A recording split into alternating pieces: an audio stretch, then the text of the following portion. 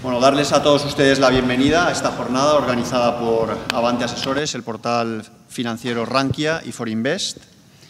Agradecer una vez más a Bolsa Valencia y a su presidente, don Ángel Torre, que tan amablemente nos acoge siempre en sus instalaciones.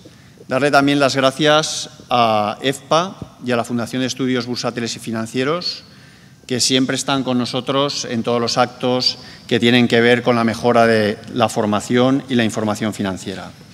Tenemos la suerte de contar hoy con Avante Asesores, jornada que me resulta especialmente grato presentar.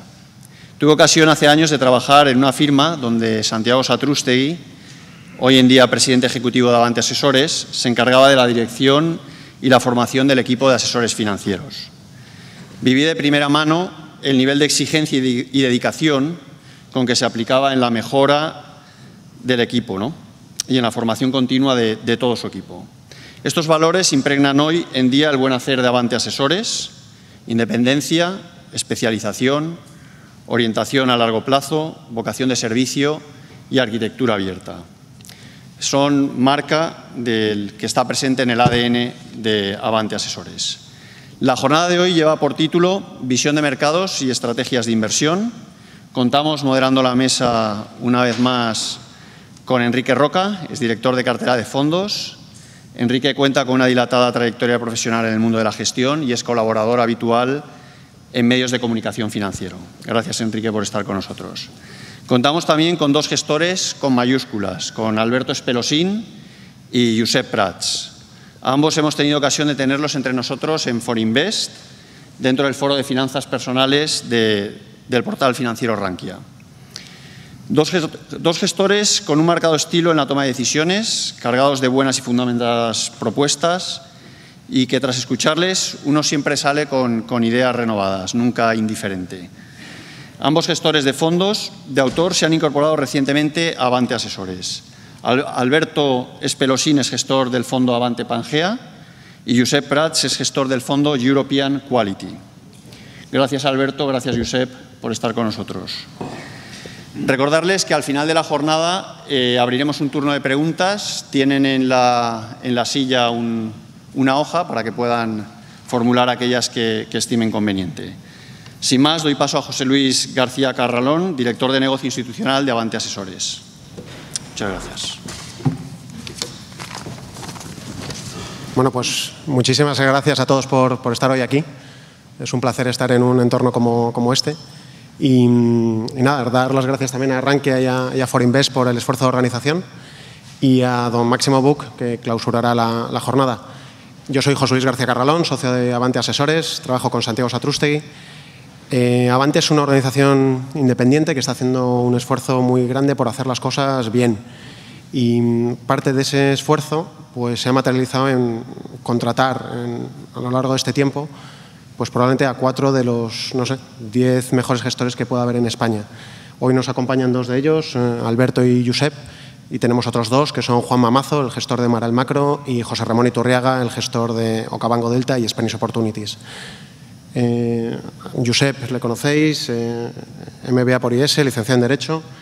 Nosotros le conocimos en su época en Ahorro Corporación, donde gestionaba un fondo que se llamaba AC Inversión Selectiva, que tenía un track record sencillamente impresionante, haciendo blue chips, grandes compañías en Europa, y bueno, esperemos que lo siga haciendo igual de bien con nosotros.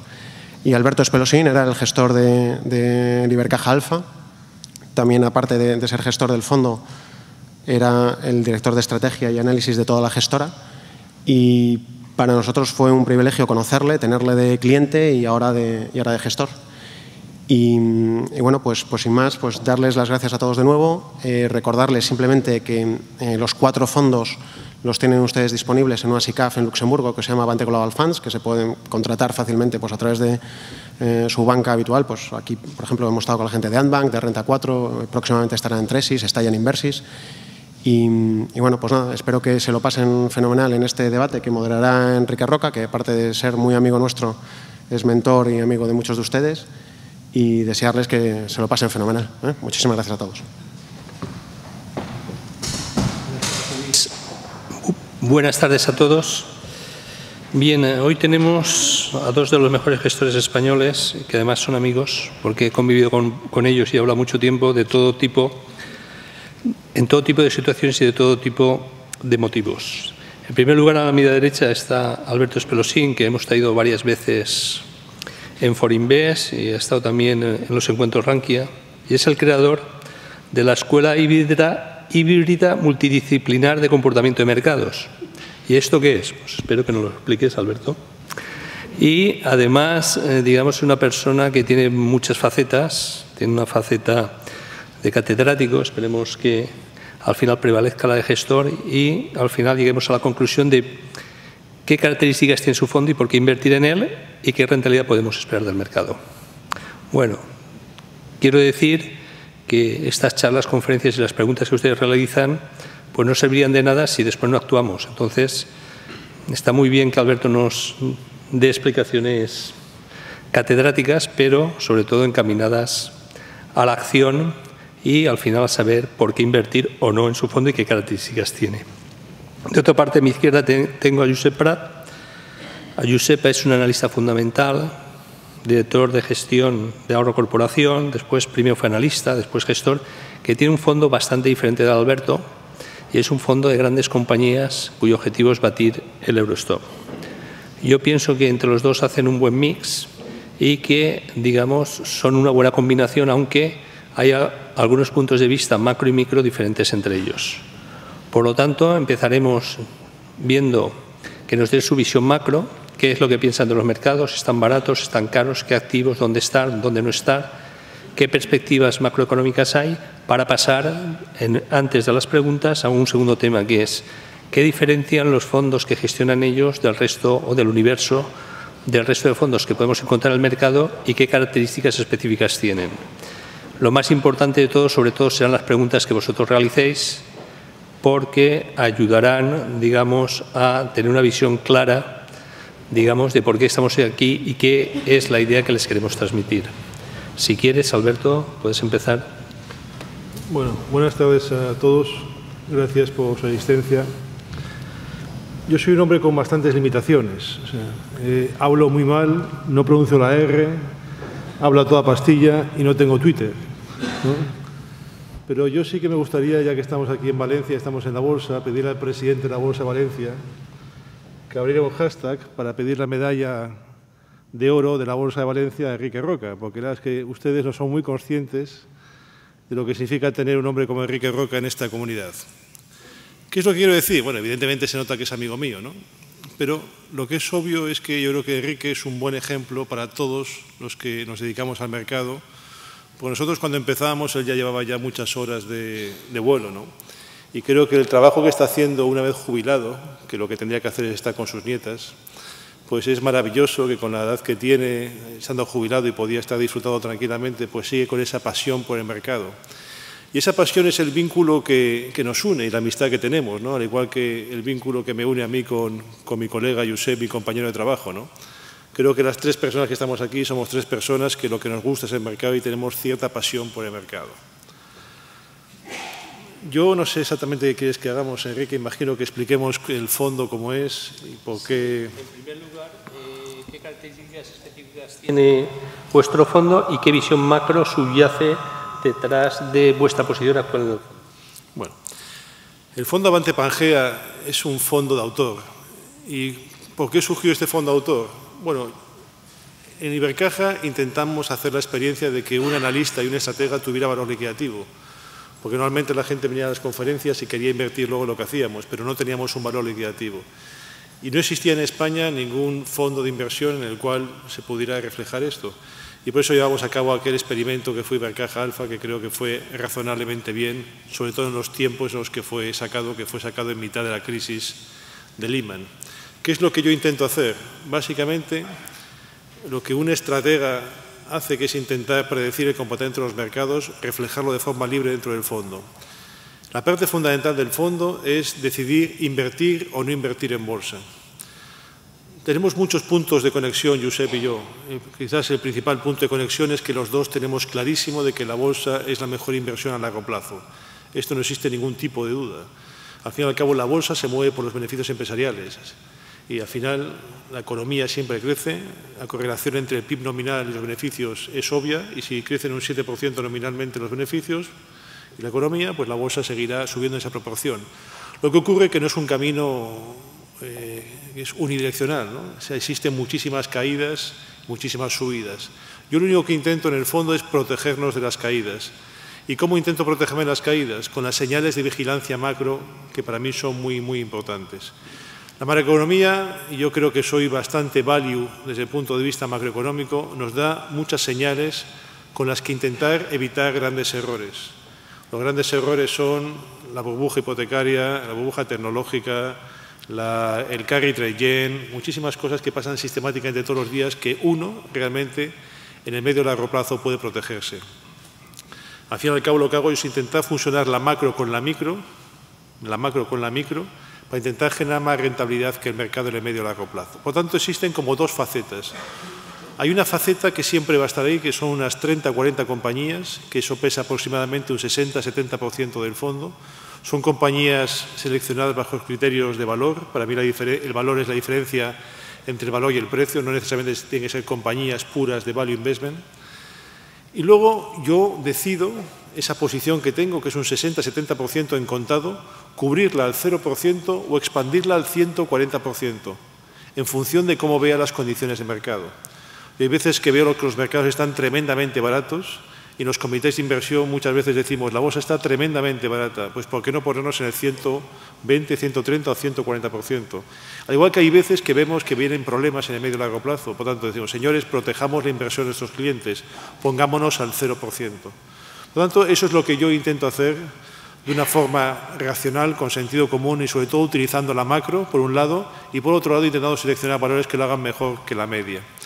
El fondo lo empezamos el 17 de mayo, el proceso de captación ha ido muy bien, hemos tenido una rentabilidad del 7,5% desde mayo, a pesar de estar expuestos a renta variable solamente en un 2,5%. Entonces, ¿cómo se puede sacar esta rentabilidad? Bueno, pues porque la parte de valores ha tenido un rendimiento muy positivo y el stop picking ha sido francamente bueno. Es un fondo que probablemente ustedes tienen que entender que para mí tiene 4 estados de riesgo. Yo me marco 4 niveles, 0, 35% de inversión, 35, 70, 70, 105, 105, 140. Y son 4 estadios de inversión. Al fin y al cabo, yo puedo ser un fondo de renta fija mixta, ser un fondo de renta variable mixta, ser un fondo de renta variable o ser un fondo de renta variable muy agresivo. ¿Qué ocurre? Que yo simplemente utilizo las condiciones de mercado que veo óptimas para situarme en un estadio o en otro. No estoy sistemáticamente pasándome de un sitio a otro. Yo puedo, por ejemplo, decir ahora que en los próximos 4 o 5 meses yo voy a estar situado en el rango 0,35% porque veo señales muy complicadas en el mercado que me están anticipando una corrección importante del 10-15%. Por tanto, yo ahora voy a ser un fondo de renta fija mixta. Otras veces, cuando demos una conferencia aquí en el 2023, pues igual estamos al 130% invertidos porque vemos condiciones necesarias para que la bolsa suba un 30 o un 40%. Para mí es muy importante no ganar dinero, sino no cometer grandes errores financieros. Y yo invierto cuando veo que existe margen de seguridad para ganar o tengo altas probabilidades de ganar dinero. Por tanto, este es el objetivo y esta es un poco la filosofía de Avante Pangea. Ya profundizaremos más, pero por lo visto, ¿tú crees que las bolsas o la macro no da buenas señales a corto plazo? No, yo creo que el mundo está cogido con alfileres, el mundo subsiste gracias a unas inyecciones de liquidez de los bancos centrales. Los bancos centrales se encuentran en un callejón sin salida, no saben cómo salir de esta, y las bolsas están suficientemente bien valoradas en muchos sitios del mundo. Pero luego profundizaremos que hay bolsas más baratas y la primera conclusión que puedo decir es que probablemente Europa está muy barata en comparación con Estados Unidos y principalmente donde veo los problemas es en Estados Unidos. De hecho, incluso los emergentes me empiezan a parecer que están baratos en comparación con Estados Unidos. El problema es que Estados Unidos arrastra a muchísimos mercados detrás. Muy bien, gracias Alberto. El fondo que maneja Josep Prat es un fondo muy característico. Tiene aproximadamente, y él nos lo explicará, 25 valores que tratan y que han batido sistemáticamente en un 10% durante los últimos 10 años al Eurostock. Una pregunta que le podemos realizar a Josep es cómo ve un poco la macroeconomía, si coincide con la visión un poco más o menos optimista de Alberto, y si piensan que los grandes valores europeos están baratos o caros en relación a la media histórica o en relación a otro tipo de activos. Muchas gracias, Enrique. Muchas gracias a todos por atender a esta reunión. Gracias, Alberto, por tus amables palabras, pero me permitirás que discrepe en algo. Solo matices con respecto a lo que has dicho. Yo creo que es la salsa de estos debates, ¿no? Yo estoy de acuerdo en lo básico con Alberto, es que la bolsa europea está más barata que la americana, claramente. No diría que la americana está cara, diría que está plenamente valorada o valorada, digamos, correctamente para alguien que sea moderadamente optimista, digámoslo así. Si fuera moderadamente pesimista, estaría un poco cara. Es decir, no creo que... Digamos, creo que es más fácil que baje un 10 que suba un 10, ¿no? Pero probablemente se puede mover un rango entre un menos 15 y un más 5 con respecto a los niveles actuales de manera bastante permanente. A pesar de que evidentemente hay problemas y que la influencia de los bancos centrales ha sido relevante en el mantenimiento de la actual coyuntura, ¿no? Pero hay un tema más de fondo que creo que me hace ser optimista sobre las bolsas, que no es otro que la verosimilitud de que en los próximos 10, 15 años, es decir, en un plazo bastante largo, quizás más es predecir demasiado, vamos a asistir en el mundo occidental, en Europa y también en Estados Unidos, a un entorno de tipos estructuralmente bajos, quizás no tan ridículamente bajos como los actuales en Estados Unidos o en Alemania, no ceros en el corto y doses en el largo, digámoslo así, pero sí tipos del 2 a corto y 4 a largo se pueden mantener durante un tiempo bastante prolongado, porque realmente las inflaciones en los países occidentales van a estar muy bajas.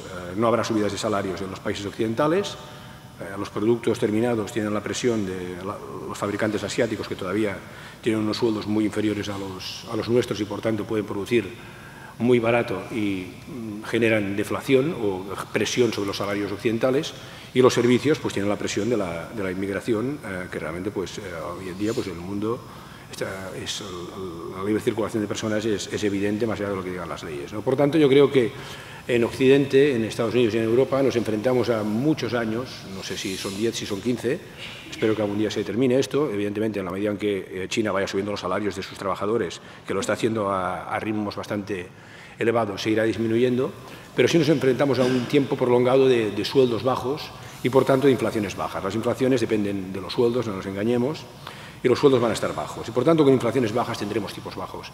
Y los tipos bajos son los mejores aliados de la bolsa.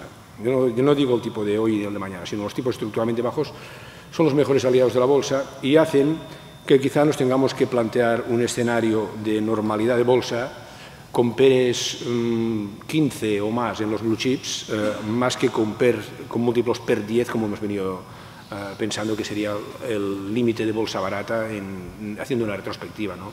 Venimos de muchos años, de muchas décadas de tipos largos al 6, al 7, en Estados Unidos no hace tantos años estaban al 8, en España ni hablemos, tipos cortos al 3, al 4. Yo creo que este escenario está cambiando, no digo que vayamos a un escenario a la japonesa, pero en cierta medida sí, ¿no? Y en Japón, pues con tipos entre el 0 y el 1 de manera consistente, pues la bolsa de manera consistente está entre PER 30 y 40, con lo cual yo el juicio de que las bolsas están caras a partir de un PER 15, pues creo que puede modularse en un futuro, ¿no? Por tanto, yo soy positivo sobre la bolsa europea y tengo una cartera de valores muy concentrada. Realmente soy un inversor de largo plazo, tengo grandes valores solo, son valores que vengo siguiendo desde hace 15 años, primero como analista, después como gestor. Me he leído las memorias y los trimestrales de estos grandes valores europeos 15 años consecutivos.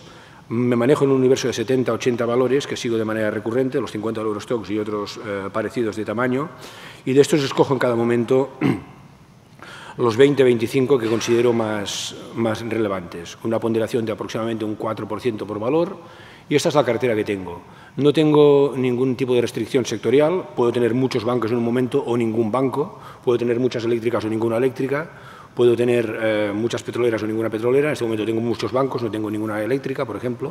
Esto es una situación actual, tengo bastantes telecoms también, y puedo estar invertido entre un mínimo del 70% y un máximo del 140%. Si paso del 100% es a través de futuros sectoriales de Eurostoxx. Y el mínimo es el 70%. ¿Por qué? Porque intento limitarme a mi área de conocimiento, que es la de un analista fundamental, la de un seguidor de un número de valores que lleva siguiendo 15 años y sobre los que tiene una idea de cuál es su valor fundamental. Y quiero que se perciba claramente que el mío es un fondo de riesgo de renta variable. Sé que cuando la bolsa caiga probablemente caeré también, espero caer menos, así ha sido, y espero también subir más cuando suba. Realmente, escogiendo un tercio de valores entre un universo de grandes valores y acertando, se podrían hacer rentabilidades mucho mejores de las que he obtenido, pero bueno, en los 9 años que llevo en el fondo, pues he podido obtener una rentabilidad del 135% acumulada frente a un 0% de Eurostoxx en la misma época, que es un 10% anual compuesto, más o menos de rentabilidad, 10 puntos de diferencial. Es mucho, pero si lo hubiera hecho bien realmente, podría haber sacado 20 o 30 puntos cada año. Esto es lo que te ofrece realmente hacer un stock picking adecuado y sin restricciones sectoriales. Por tanto, yo, en los valores que tengo, considero que la inversión está justificada. Es cierto que veo que la bolsa americana está claramente más cara que la europea, pero no creo que esté carísima en términos absolutos, y esto hace que la europea sí lo esté, no solo en términos relativos, sino creo que también en términos absolutos. Como ven, son cuestiones de matiz, y el movimiento de fondo que al final aguanta todo esto, que es un escenario de tipos bajos. Es cierto que en el corto plazo está muy soportado por unas políticas monetarias que ayudan mucho a este escenario de tipos bajos, como es la política sobre todo de la FED, pero también es cierto, en mi opinión, que estructuralmente vamos a tener tipos, si no tan bajos, sí bastante bajos, durante lustros. Bien, Josep, a mí me gustaría, antes de pasar al debate y preguntarle a Alberto qué cotiza en bolsa, porque parece ser que cotizan los beneficios, los tipos, los flujos de fondos, los resultados, etcétera. ¿Por qué elegiste o por qué te dedicaste a analizar un fondo con las características de empresas grandes? ¿Qué tienen estas empresas para tú decidirte, digamos, a dedicarte casi por completo, ya que eres el primer autor que hiciste una guía del Eurostoxx en España ya por el año 93? Sí. ¿Por qué has elegido, digamos, empresas grandes y qué características tienen? Pues he elegido empresas grandes porque son aquellas en las que yo opero en nivel de igualdad con cualquiera. Esta es la idea. Digamos, para analizar empresas grandes, tan bueno soy yo como una persona en Londres, como una persona en Nueva York y con una persona de una gran organización, una organización pequeña, porque dispongo de la misma información que ellos. Son empresas con una información extremadamente transparente, son empresas que hace 100 años que están creadas en promedio, 120 años tienen las empresas de mi cartera, que han pasado 2 guerras mundiales, que tienen cuotas de mercado muy elevadas en mercados muy consolidados, que publican información día a día en todas sus páginas web, cada empresa pequeña que compran, cada fábrica que abren, noticias trimestrales, presentaciones de analistas que las puedes seguir en tiempo real. Tienes un exceso incluso de información, que lo difícil es poderla procesar. Y no se te ocultan tantas cosas como se pueden ocultar cuando estás asistiendo al análisis de empresas más pequeñas, en las que la especialización sectorial o geográfica es mucho más relevante. Y además es la bolsa que yo considero, por decirlo de alguna manera, seria, ¿no? Es aquella bolsa que más se comporta como se espera que se comporte la bolsa, que es crecer en general como la economía, ¿no? Aquí sí que es verdad que una cartera de grandes valores a largo plazo con toda seguridad te dará un resultado similar al crecimiento general de la economía. En bolsas en pequeños valores, pues a no ser que sean pequeños valores que realmente tengas mucho tiempo para mirarlos específicamente o de zonas geográficas que conozcas mucho, el comportamiento puede ser muy dispar, para bien normalmente y también para mal, ¿no? Por tanto, yo creo que es una bolsa más predecible. Y para mí lo importante en las compañías es conocerlas desde hace mucho tiempo, Realmente esto se puede tener este seguimiento, porque la información es permanente en este tipo de compañías. Porque cuando las conoces desde hace mucho tiempo acabas creándote una idea de cuál es el auténtico nivel de riesgo de esa compañía, de cuál es su posición competitiva y de cuál es el beneficio que en un año normal puedes esperar. Y entonces los vaivenes de los beneficios anuales o trimestrales o las suertes o las desgracias temporales que tenga el mercado, las relativizas más y tienes una idea más clara de de lo que puede valer. Este es el principal argumento para seguir los grandes valores. Al final, el recurso limitado de un analista o un gestor son las horas hombre.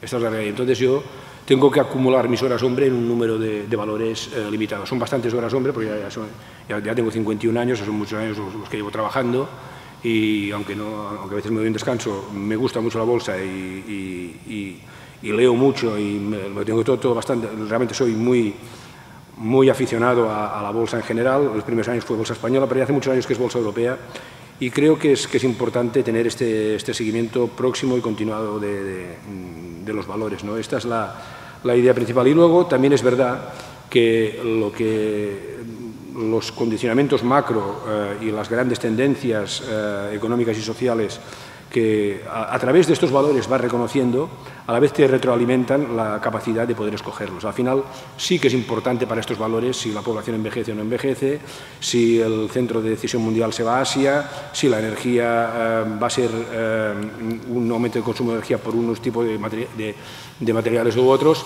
porque realmente estas empresas dependen mucho de la economía mundial. En los pequeños valores a veces se puede dar los casos, y en muchos casos se da, que estés en un mal sector y en un mal país y el valor sea muy bueno, y viceversa. Los grandes valores esto no es así. Muy bien, Josep. Alberto, Josep ha dicho que lo que cotiza en bolsa, una condición necesaria es para que la bolsa un poco se mantenga a estos niveles o cotice a estos múltiplos, PER 15, 16, es que los tipos de interés, digamos, permanezcan relativamente controlados o relativamente, digamos, bajos. Muchas veces hemos hablado tú y yo de la relación entre los beneficios empresariales y niveles de bolsa. ¿Nos podías ilustrar de las tres bolsas que hay o de los tres mercados que nosotros seguimos, como pueden ser Estados Unidos, Europa y España, en qué bolsas estarías en función de los beneficios empresariales, si es que crees que es el único o el principal motor, digamos, de la bolsa?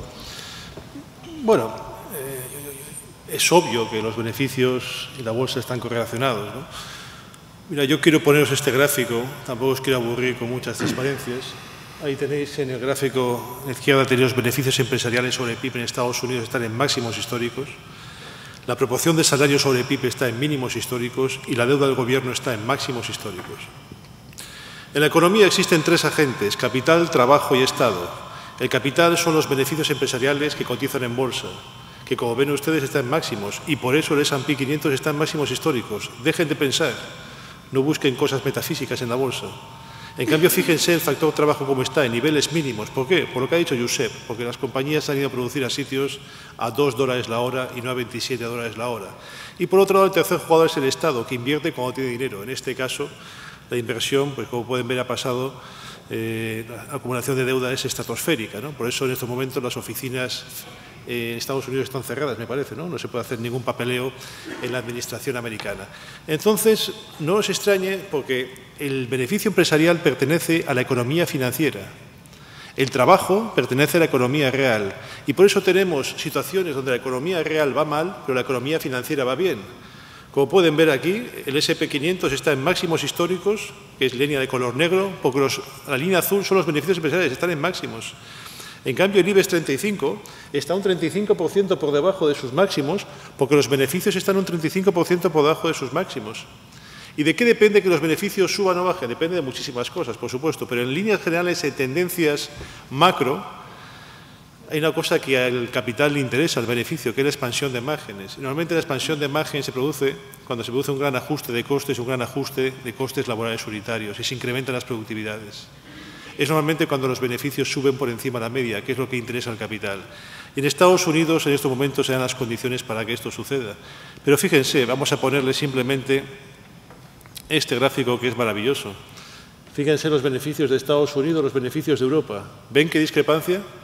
La correlación que había entre beneficios de Estados Unidos y Europa ha sido extraordinaria desde el año 1998. Es lógico, son compañías globales, todos se meten. La diferencia probablemente es el gran peso del sector bancario, del sector de comunicaciones y petroleras dentro de Europa y no en Estados Unidos. Pero sobre todo la diferencia es un país como Estados Unidos, que se basa todo en la liquidez y la expansión irracional del balance de la FED.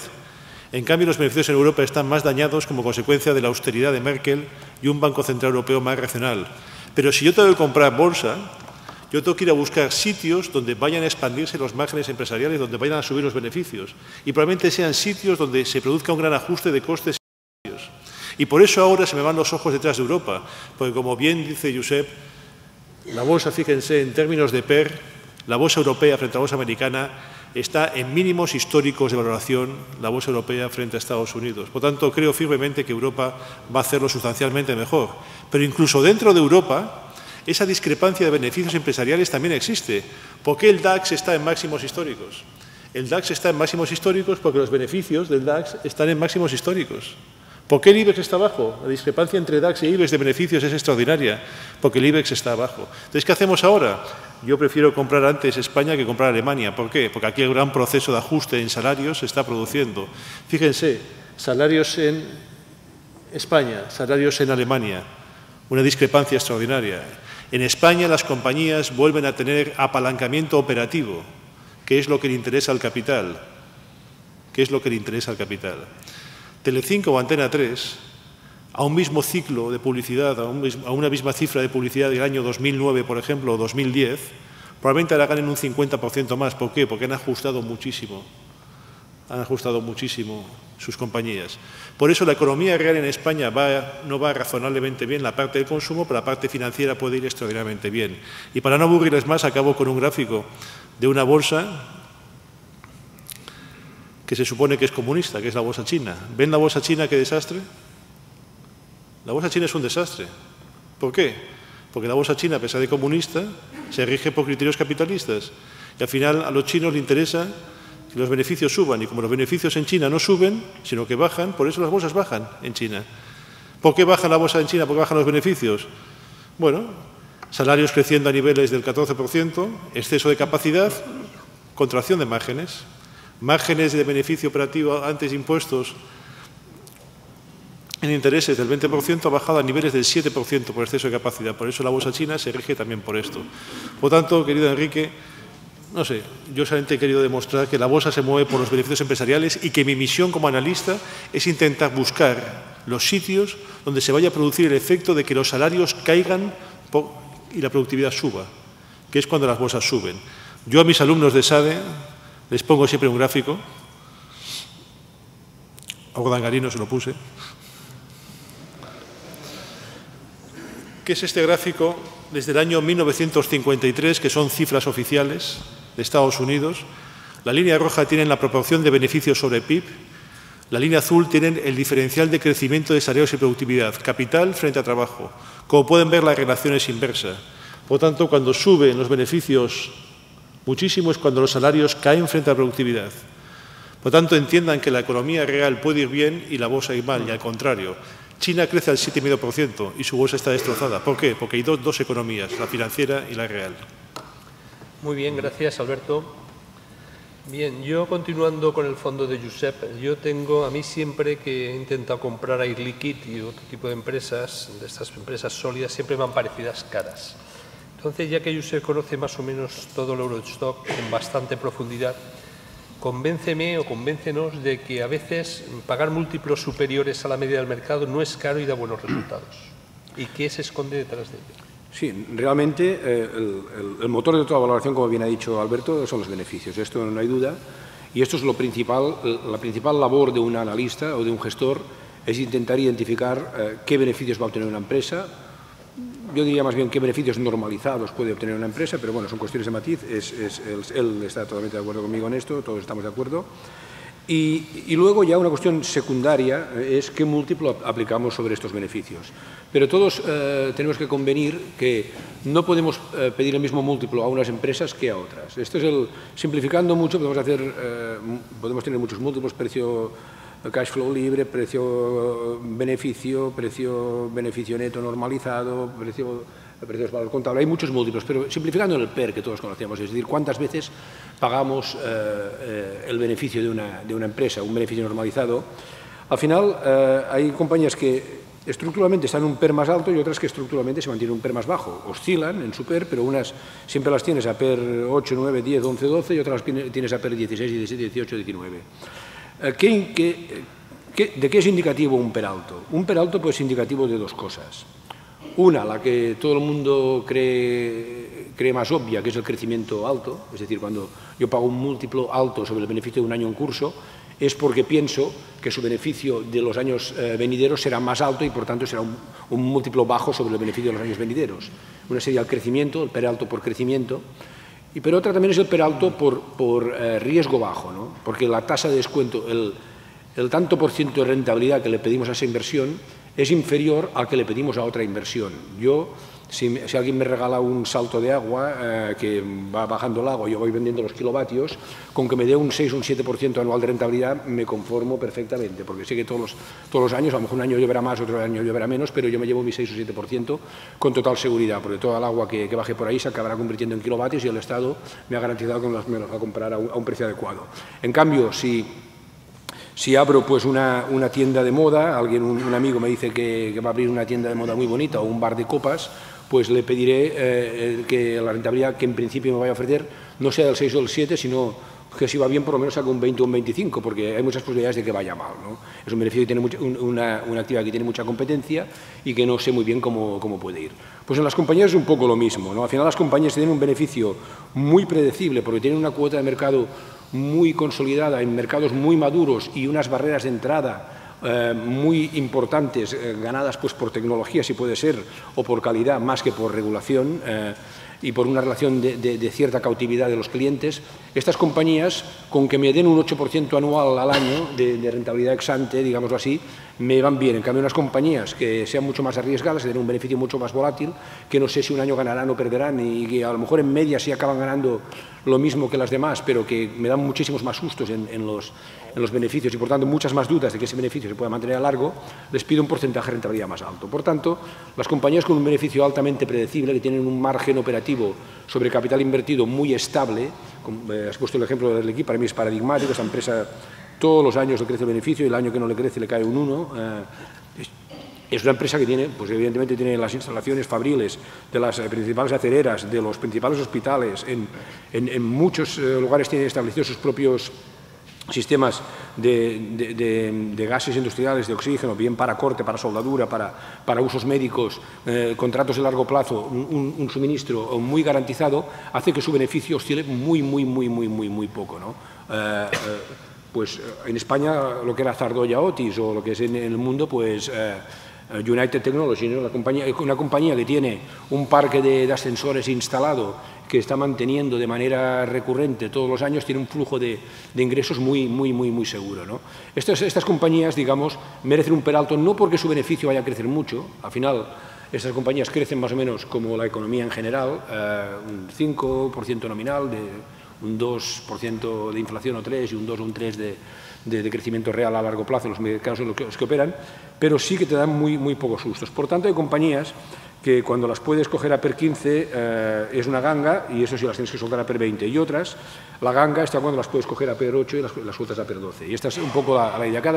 Cada compañía tiene su per normalizado, aunque realmente lo importante es poder predecir cuáles van a aumentar los beneficios, o por lo menos poder predecir en qué nivel de beneficios nos podemos asentar de manera recurrente. Bien, gracias, Josep. En la composición sectorial del fondo actualmente tienes muchos bancos, pocos petroleras y pocas eléctricas. ¿Nos puedes explicar qué ves en los bancos para estar tan sobreponderado? Sí, realmente la apuesta grande en este momento de mercado, desde hace un año aproximadamente, desde el verano del año pasado, compré bancos el verano del año pasado cuando el índice de bancos estaba en 100, luego cayó a 72 y ahora está en 130, ¿no? De momento ha ido bien de punta a punta, ha ido bien, aunque en el proceso hemos pasado un susto relativamente importante, ¿no? ¿Por qué tengo bancos? Porque al final creo que la gran diferencia que hay de valoración entre la bolsa europea y la bolsa norteamericana, aparte del ciclo de beneficios, que es cierto, es, en primer lugar, por la composición sectorial. Los bancos pesan mucho más y los seguros, las compañías endeudadas en Europa pesan mucho más que en Estados Unidos, y esto nos hace un efecto óptico de que está más barata, y no tendría por qué ser así, es un efecto puramente sectorial. Pero los bancos, digamos, están cotizando a un precio, en mi opinión, muy lejos de lo que sería normal si creemos que en algún momento van a volver a normalizar su beneficio. Para mí los bancos, sobre todo la banca minorista, es un negocio que no es tan distinto de la distribución minorista a cualquier otro producto. Esto es un servicio, pero bueno, podría ser un producto. Al final tiene unos puntos de venta y un banco que tiene 200.000 millones de créditos y 200.000 millones de depósitos distribuidos entre particulares y pymes y que tiene X trabajadores y X gastos de operación, pues puede saber que más o menos obtendrá tantos miles de millones de beneficio en un año normalizado, menos lo que tenga que dotar por provisiones, debido a la insolvencia. Las provisiones son cíclicas y tienden a normalizarse. Por tanto, sobre el beneficio normalizado de la mayoría de los bancos de la zona euro, es un beneficio de un año medio, para entendernos, de un año ni bueno ni malo en morosidad. Tenemos que la gran banca europea está cotizando aún a 6 veces el beneficio de un año medio y está, por lo general, claramente por debajo de valor en libros. Por tanto, solo una eventualidad de grandes ampliaciones de capital podrían hacernos ver que los bancos están caros, ¿no? Y yo creo que esta eventualidad ha pesado muchísimo en los últimos tiempos, porque en el fondo hemos estado hasta hace bien poco, yo creo que todavía estamos, sin convencernos, dudando de si el euro seguiría o no seguiría y de si España o Italia pagarían o no pagarían su deuda pública. Y evidentemente, cuando se duda de la continuidad del euro o se duda de que España o Italia, que son países grandes, hagan un impago en su deuda o una pequeña quita o una quita y espera o una reestructuración, digámoslo como queramos, el sector financiero hay que huir de él como de la peste, y el sector asegurador también, ¿no? Porque realmente es el más expuesto. Pero en la medida en que esta percepción de riesgo financiero, que es la que ha pesado también indirectamente sobre los múltiplos de las compañías, incluso no financieras, del propio Eurostoxx, porque al final eran las que se veían afectadas por este tumulto del euro, en la medida en que se asiente en el mercado la convicción de que el euro está para seguir y que España e Italia no impagarán, aunque haya muchas razones para pensar que podrían hacerlo, porque los políticos siguen sin atajar el déficit público, porque hay muchas cosas que no se están resolviendo, si queréis luego hablamos de todo esto, pero si se llega a la convicción de que aquí no se impagará, al final Europa en agregado no tiene más deuda que Estados Unidos pública, ni tiene más déficit que Estados Unidos en el sector público, ni que el Reino Unido, ni que Japón, desde luego. Si que nos convencemos de que Europa puede actuar de la misma manera que Japón, Reino Unido o Estados Unidos, pues descartamos la quiebra de los bancos, y si descartamos la quiebra o la necesidad de ampliación de capital de los bancos están muy interesantes. Muy bien, gracias, Josep. Sin embargo, Alberto se inclina más por el tema de las telecos. A mí me gustaría saber la apuesta que realizó.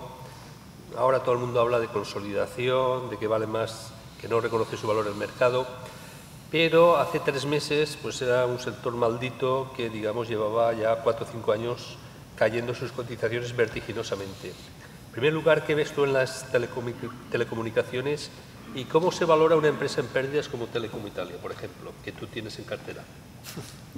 Esa pregunta tiene truco. Hasta él mismo se ríe. Pues sabe que no están pérdidas. Bueno, vamos a ver. El tema de las telecoms es un sector que el regulador quiere meter competencia durante muchos años, la mete y permite que operadores pequeños se enchufen a la red de los operadores grandes. Automáticamente los operadores grandes empiezan a tener retornos sobre capital más bajos y deciden no invertir.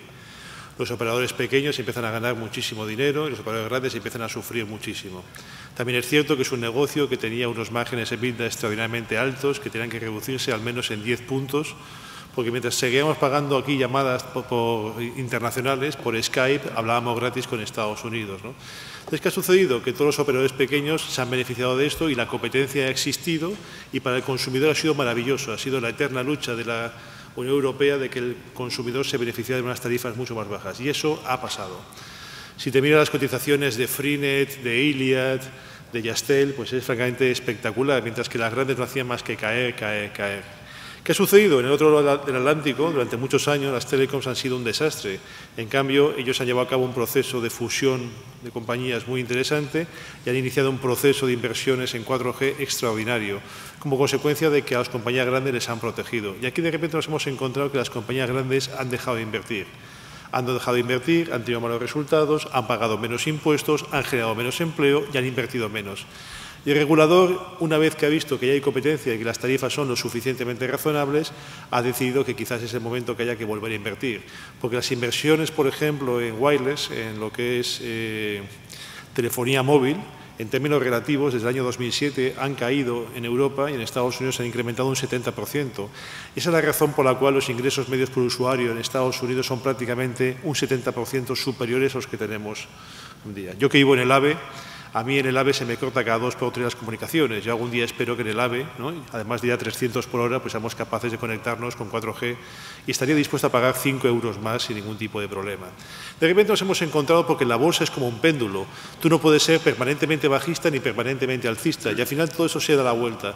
Y había un momento en que alguien tenía que decidir que las telecoms tuvieran un escenario regulatorio pues más benigno y que volvieran a invertir en 4G. Y eso es lo que está sucediendo. El mundo de las telecoms va hacia una oferta cuádruple y ahora la fibra es muy importante. Por eso de repente Vodafone decide comprarse Cable Deutschland o por eso Vodafone ahora que tiene 90.000 millones de euros y Telecom Italia vale 12.000 millones de euros, se puede plantear comprarse Yastel o Ono porque necesita tener fibra en España para hacer una oferta cuádruple, porque si no la oferta de Movistar Fusión es inigualable. Por lo tanto, todo este proceso de cambio a las telecoms les va a sentar bastante bien. Nos encontramos con un sector que cotizaba a Enterprise Value EBITDA de 4,5 veces, rentabilidad por dividendo, ya habiendo recortado el dividendo un 50%, casi todas las telecoms, superior al 6% y prácticamente por debajo de PER 10.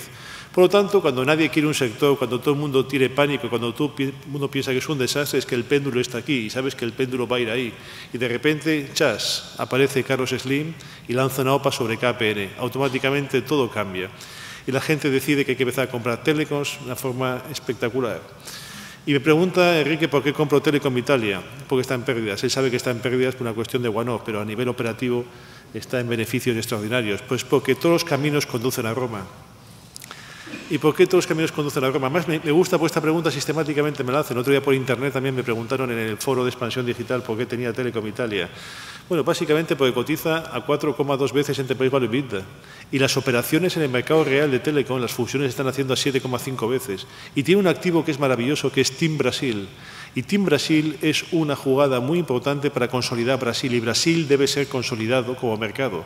Ahora que el real está barato y ahora que existen movimientos comparativos. Porque Telefónica necesita consolidar Brasil. Porque Vivendi Universal tiene GVT, que es un operador de broadband muy importante y sería un operador muy interesante. Porque hay dinero americano que quiere entrar en Brasil. Porque hay japoneses que quieren entrar en Brasil.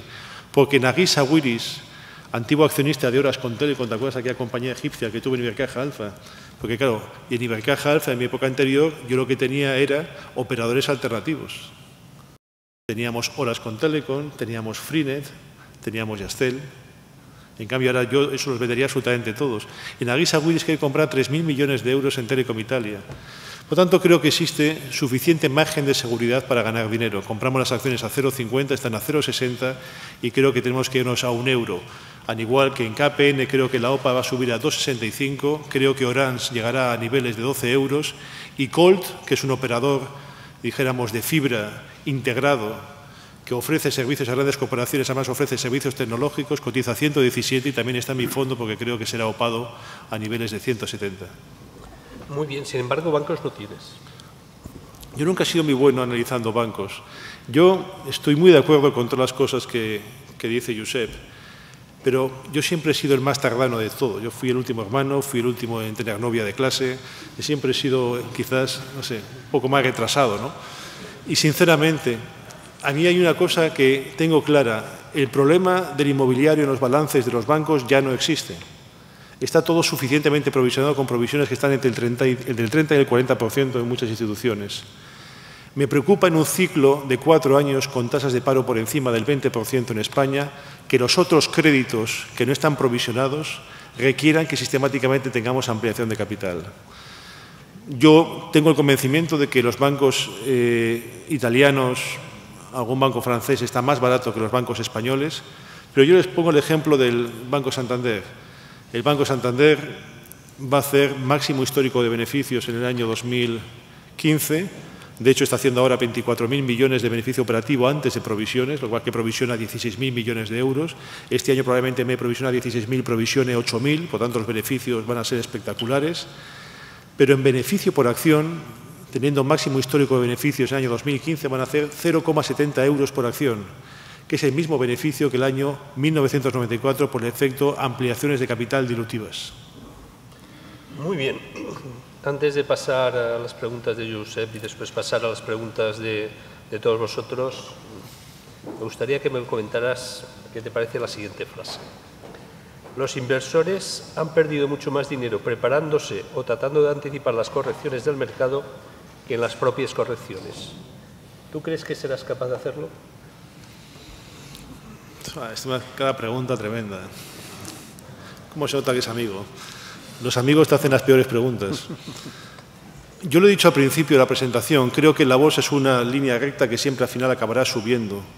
Por tanto, quizás lo más eficiente sería sentarse y esperar. Pero yo soy muy pequeñito todavía, no tengo el beneplácito del tiempo. Y aquí el timing es fundamental. Para mí, como analista, lo más sencillo es identificar una compañía barata, sentarme y esperar. Para mí, lo fácil es ponerme a analizar KPN y comprar 1,5 y esperar 5 años. O comprar Ferrovial cuando compré, ¿te acuerdas? Cuando compramos Cintra, el 9% del fondo a niveles equivalentes de Ferrovial de 4 euros y hoy está en 15. Para mí eso es lo sencillo. Pero también me he dado cuenta durante 20 años de profesión que el mercado es muy variable.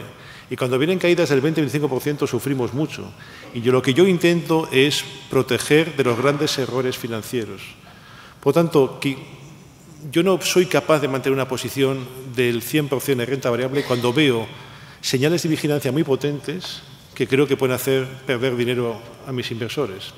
Por tanto, yo intento hacerlo. Es una tarea que es muy complicada, pero probablemente mi aspiración no es ser un fondo ni monetario ni de renta variable 100%. Mi objetivo va a ser un fondo de renta variable mixta.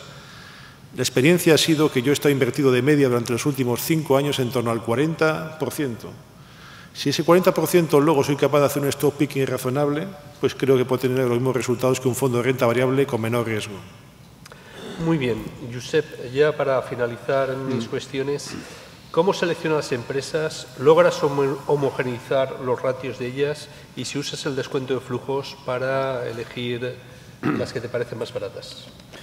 Sí, cuando yo hablo de beneficio normalizado, para mí no es el contable, sino es el cash flow libre, ¿no? Realmente el descuento de flujos, al final, la contabilidad a largo plazo, el beneficio neto coincide con el cash flow libre en las compañías, porque al final las discrepancias vienen entre lo que son los CAPEX o las inversiones y las amortizaciones de esas inversiones, ¿no?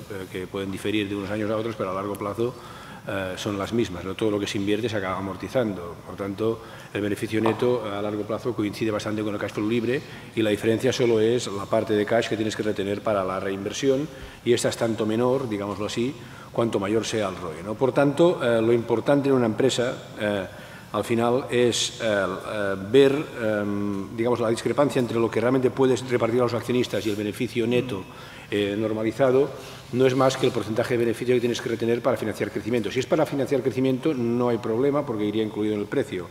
Lo importante es que el ROE sea alto, ¿no? Las empresas con una rentabilidad sobre equity, sobre recursos propios alta, para el mismo crecimiento a financiar requieren una retención de beneficios más baja, por tanto, tienen una caja más libre. Por esto, por lo general, las compañías que he dicho que tienen una menor volatilidad de resultados sobre capital invertido, que suelen ser también las que tienen una mayor rentabilidad de beneficio operativo sobre capital invertido, son las que merecen un múltiplo más alto, ¿no?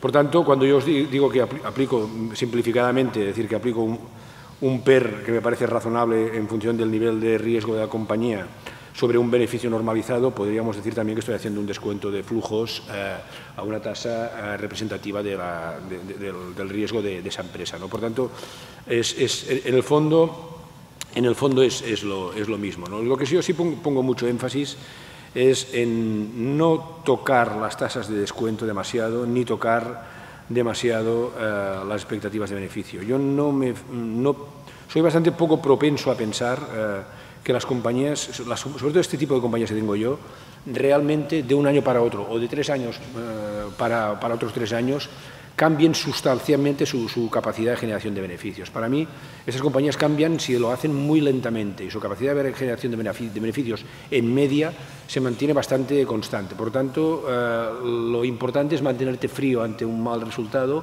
o ante una racha de malos resultados, si ves que la posición competitiva de la empresa sigue siendo básicamente la misma, y esperar y confiar en que vuelva a su resultado normal, que suele hacerlo, ¿no? Esto es una cosa que cuesta hacer, sobre todo cuando las cosas van mal, pero hay que mantenerse frío en eso. Y luego tampoco cambiar demasiado las tasas de descuento, los PERs que se aplican, ¿no? Las primas de riesgo. Como prima de riesgo uno no puede tomar la del mercado, es estúpido tomar la prima de riesgo que el mercado te indica, porque evidentemente el mercado se equivoca todos los días, ¿no? Si no se equivocara, no hubiera estado en 4.500 puntos en el 2008 y ahora ya ha llegado a estar por debajo de 2.000, ¿no? En apenas 3-4 años. Por tanto, el mercado se equivoca permanentemente, por definición, y por tanto la prima de riesgo implícita en los precios de mercado no puede ser tomada nunca como base de una valoración.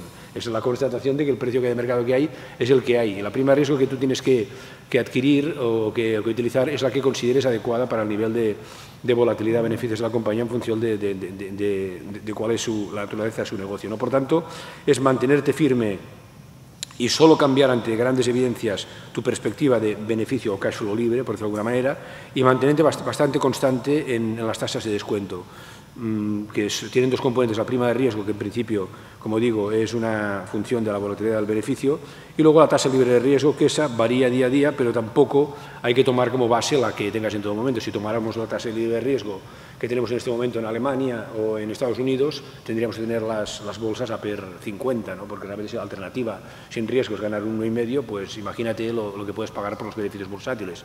Sino tomar como tasa libre de riesgo la que consideres razonable para una perspectiva de crecimiento real a largo plazo y una inflación sostenible a largo plazo. La suma de ambas. Muy bien, muchas gracias.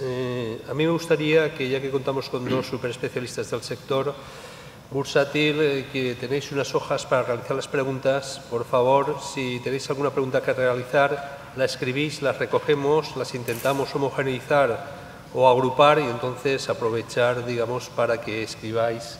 Mientras escribís estas preguntas, yo le preguntaría a Josep cuál es el nivel de bolsa española que él considera más o menos par value o precio justo, nivel de bolsa europea, y también se lo preguntaría, ya que aquí estamos en España y bueno, casi todos dominamos más la bolsa española que la extranjera, pues que nos dijeran 2 o 3 valores en los cuales ellos comprarían a tiro hecho. Mira, yo te diré los 3 valores de bolsa española que tengo en cartera, sabiendo que mi fondo tiene una limitación, que es que puedo tener en cartera compañías que ganen más de 1.000 millones al año, compañías grandes de Eurostoxx, y por tanto, en principio, mi universo posible de inversión en bolsa española serían los 2 grandes bancos, Telefónica, Repsol, Inditex, Iberdrola y quizás Gas Natural, Abertis, ACS en algunos momentos, no más.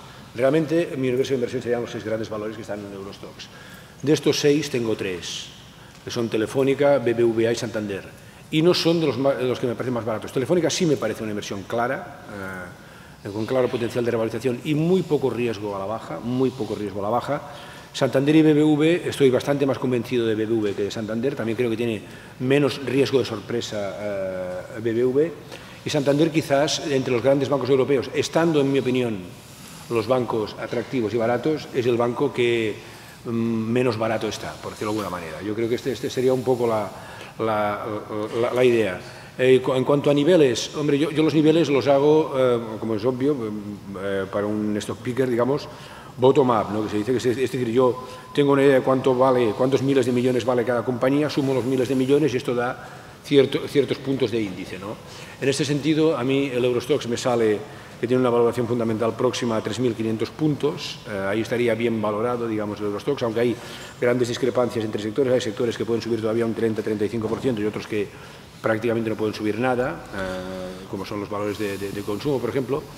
Y en España esta adición de arriba abajo se puede hacer también, pero se hace un poco más difícil porque al final la bolsa española, un poco más peligrosa, no es más difícil, en el fondo es fácil, pero un poco más peligrosa porque al final 6 valores te pesan prácticamente el 80% del índice, ¿no? Tienes 2 valores con cerca del 20, casi 3 valores entre el 15 y el 20, que son Inditex, Santander y Telefónica, BBVA algo por debajo, y por tanto un error en cualquiera de estos valores te distorsiona mucho, en uno o 2 valores, los puntos de índice que puedas prever. Pero yo creo que un nivel de índice cercano a los 12.000 puntos en IBEX es bastante razonable, con un margen de error, ya digo, más alto, porque sobre todo de estos valores hay 2, sobre los que tengo alguna incertidumbre sobre su valoración, y son precisamente los dos más grandes, ¿no?, que son Santander e Inditex.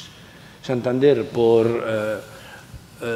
un riesgo no menor, digamos, de que sus beneficios se instalen en niveles estructuralmente más bajos que los que mucha gente da por buenos. Yo creo que todo el mundo da por bueno que el beneficio normalizado de Santander está alrededor de los 7.000 y pico millones año, y puede ser inferior, porque sus operaciones fuera de España, en el resto de Europa, no son demasiado rentables, y en Iberoamérica son volátiles.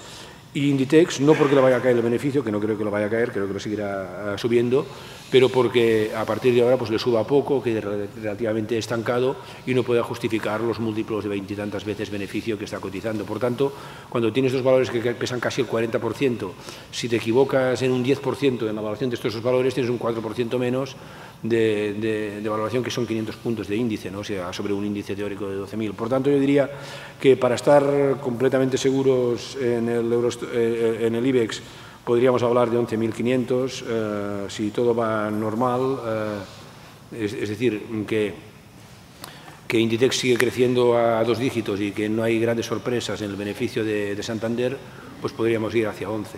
Digamos, yo creo que ese es el nivel. Entre 11 y 12, desde luego. 1.000 puntos. Muy bien. Alberto. Yo el plazo lo pondría, yo pondría a final de año que viene. Muy bien. Digamos, final de año que viene. Alberto, ¿qué valores te gustan de la bolsa española? Creo que tú eres un enamorado de Acerinox y de algún otro valor. Explícanos por qué. Yo creo que en estos momentos, donde las valoraciones quizás de los grandes están un poco en una situación razonable y que no tiene mucho upside, yo quizás tengo solamente 3 valores españoles, son Acerinox, Almiral y Enagas. Destacaría especialmente Acerinox, que aunque no estamos en una parte del ciclo positiva, ni mucho menos, aunque va a haber una pequeña subida inoxidable, es una compañía que tiene los mejores márgenes de Europa inoxidable, la más eficiente. En el año 2015 va a estar completamente integrada con 4 plantas en Malasia, en Sudáfrica, en Algeciras y en Estados Unidos, y que un valor de reposición de Acerinox está en torno a los 15 euros. Por tanto, comprando a 8 tengo margen de seguridad. Enagas porque me aporta estabilidad en dividendos, aunque creo que no es un negocio de crecimiento. Y Almiral porque creo que el retraso que ha habido en Estados Unidos por aprobación del fármaco ha sido por una cuestión de composición química que no es relevante, pero son los 3 valores que en estos momentos me ofrecen valor. Muy bien. Alberto, las preguntas vamos a empezar por ti, porque hay alguna pregunta de análisis técnico. Hay quien dice que, bueno, si la media móvil de 200 días es un buen indicador para saber si estamos en tendencia alcista y bajista.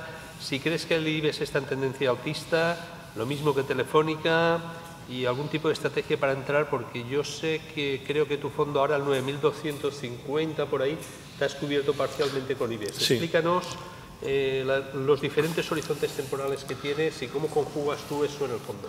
Perfecto. Primero, una aclaración muy importante. Yo soy de la escuela austríaca, no soy analista técnico, ¿no? A pesar de que sigo todas las disciplinas de mercado que hay. Por eso de la escuela multidisciplinar de comportamiento de mercados, ¿no?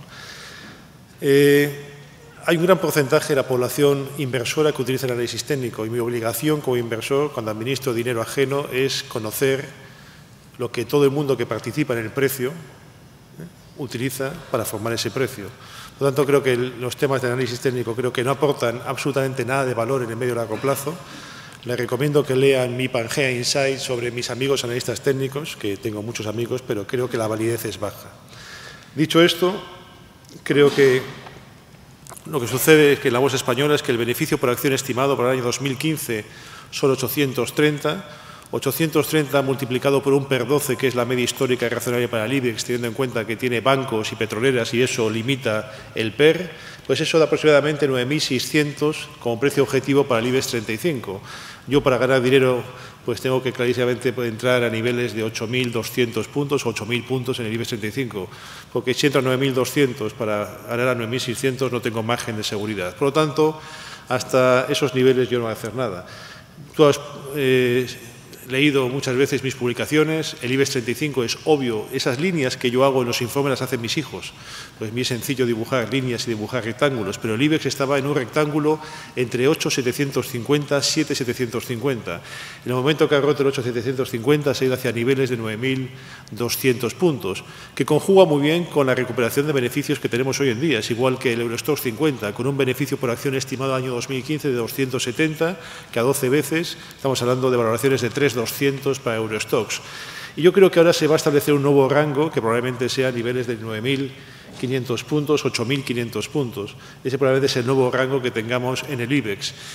Yo 9.200 he iniciado un proceso de cambio de cobertura y me he puesto corto de España en la creencia de que tenemos que tener una corrección sin deteriorar la tendencia alcista, una corrección hasta la zona de los 8.500 puntos. Muy bien. Hay una pregunta en la cual se comenta si los gestores tienen el dinero invertido en sus fondos. A mí me consta que sí, por lo tanto la vamos a obviar, ¿es cierto? ¿Ambos dos? Sí, sí. ¿Sí? Y preguntan a Josep por el Banco Popular. Yo creo que es el mejor conocedor del Banco Popular que pueda haber. Creo que se lo conoce por la punta de los dedos. No sé si afortunado, desgraciadamente, o era el mismo Banco Popular y ahora es otro Banco Popular.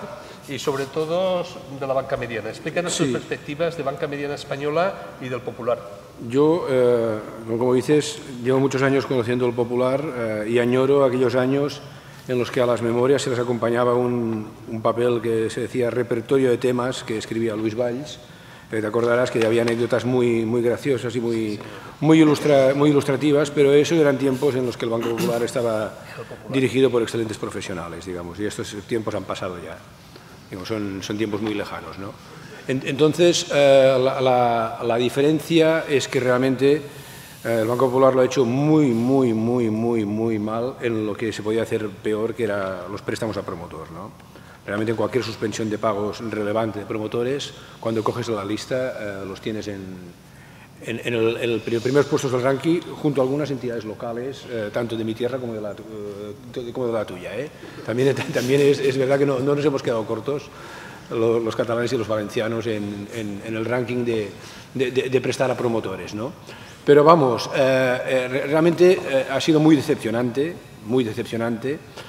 y esto le ha costado las ampliaciones de capital que le ha costado.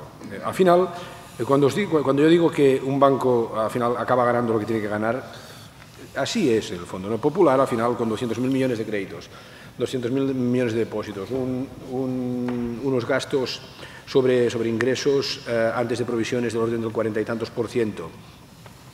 Puede ganar, en algún momento, digamos, volverá a ganar 1.200 millones de euros al año y, por tanto, volverá a valer en bolsa como mínimo 12.000 o 13.000 o 14.000 millones.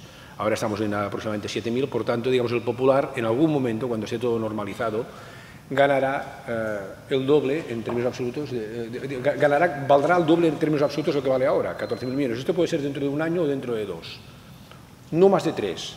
Esta es la realidad. La gran incógnita es si estos 12.000 millones los tendremos que repartir entre el número actual de acciones o entre un número de acciones que sea el doble del actual. Si fuera el doble del actual, hemos hecho un mal negocio. Si es el mismo o muy poquito más, pues estaríamos en otra situación. La reciente ampliación o emisión de cocos que ha realizado al 11 y pico % nos hace pensar que quizás no vayan tan holgados de capital como nos querían hacer creer, y las posibles sorpresas que pueda haber en el sector inmobiliario, que en mi caso yo creo que, por ejemplo, están bastante despejadas de todos aquellos bancos que han podido ceder a Sareb los inmuebles y los préstamos malos a promotores. En la banca no nacionalizada o en la banca privada que no ha recibido ayudas, siguen estando dentro de su propio balance y todavía son objeto de sospecha. Por tanto, ahí, digamos, hay un potencial de revalorización muy alto si realmente las cuentas están bien hechas, las cuentas actuales. Ya no digo la previsión de beneficios futuros, porque al final sí que es verdad que serán capaces de sacar un punto de margen en los depósitos, uno en los créditos, uno en comisiones, y gastarse la mitad de todo ese margen en pagar a los empleados, y por tanto acabarán ganando 1.500 o 1.600 millones antes de impuestos y más de 1.000 millones antes de impuestos, y valdrán 12.000 millones. Esta es la realidad que va a suceder en el Popular, pero desgraciadamente yo todavía me cuesta mucho convencerme de que no va a haber ampliaciones de capital adicionales en este banco. Si eso fuera así, es un dilema, porque si realmente no las hay, puede doblar. Muy bien, y continuando con la banca, preguntan sobre la banca mediana española y toda la tipología, todo lo que está negociándose estos días en Basilea sobre las pérdidas como capital. Al final, ¿cómo afectará eso a la banca? Y si en el caso de no computar, digamos, las pérdidas como recursos propios, si eso podría debilitar los balances o qué alternativas tiene la banca. Sí, de lo que se trata es que el escudo fiscal que obtiene al haber adquirido entidades con pérdidas, que te van a permitir pagar menos impuestos a sociedades en el futuro, lo aceptarás como un beneficio presente. Digamos, estás poniendo como beneficio presente el menor pago futuro de impuestos de sociedades. Esto es un poco discutible desde el punto de vista contable.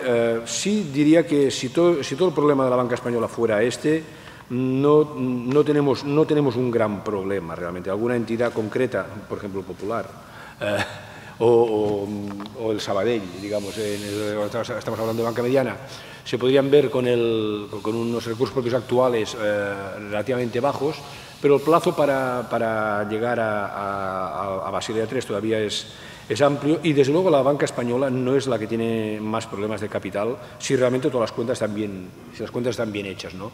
Tiene mucho más problemas de capital la banca alemana o la banca francesa. Aquí hay dos cuestiones. Al final, no sé, a lo mejor es un inciso, va a ser un poco largo, pero sobre el tema del capital, Basilea y todas estas historias, ¿no? Al final, yo cuando empecé, hace ya 25 años en esta historia, en España los requerimientos de capital eran muy sencillos. No teníamos ni Basilea, ni teníamos nada.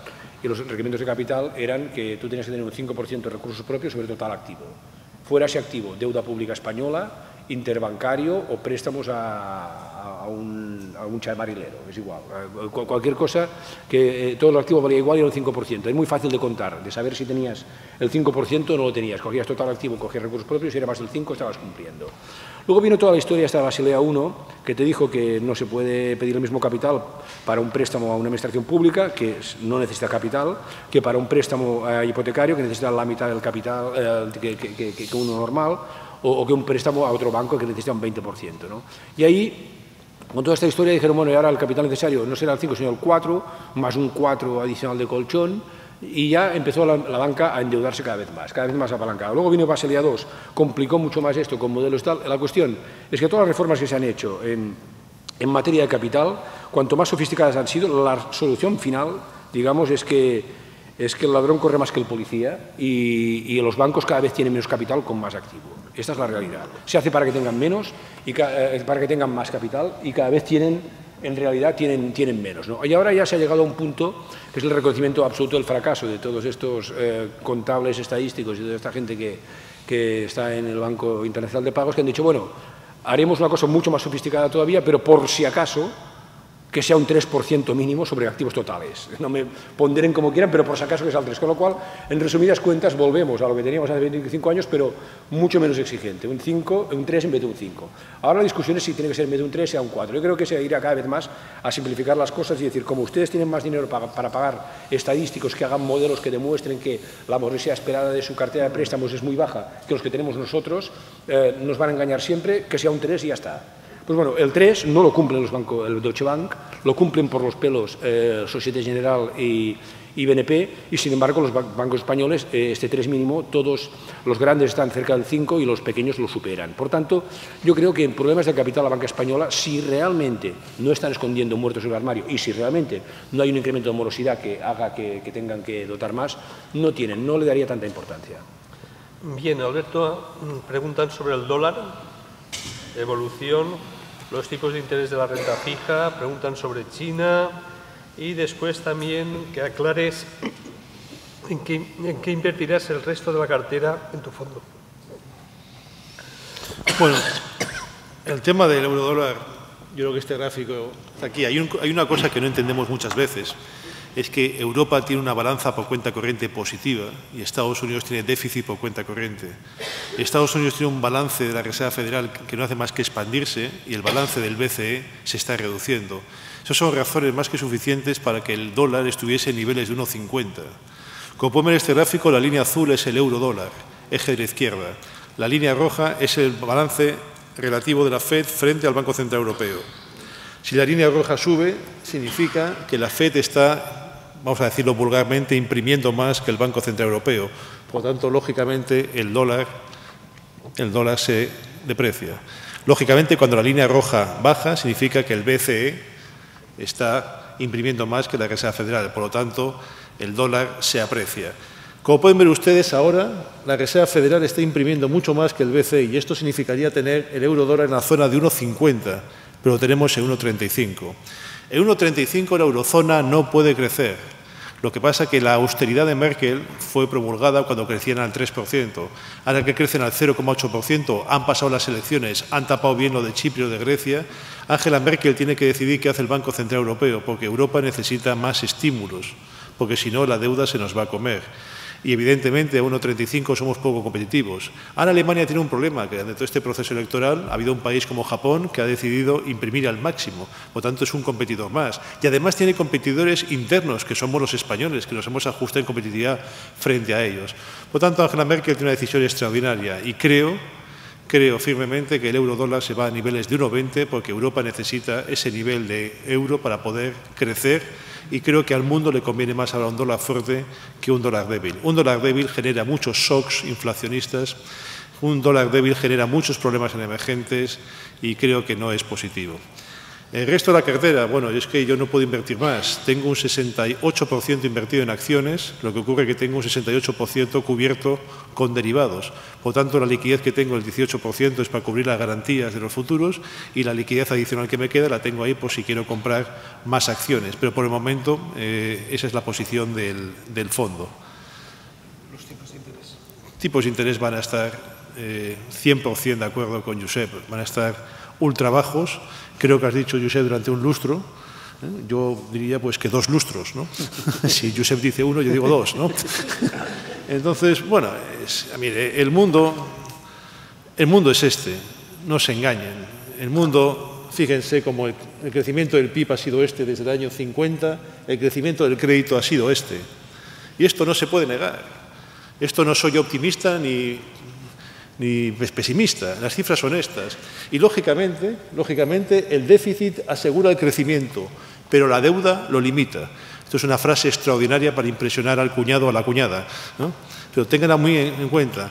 Y esto está sucediendo en Estados Unidos, donde vean el crecimiento de los últimos 120 años. Fíjense, crecíamos al 3,5%. Hoy crecemos a niveles del 1,95%.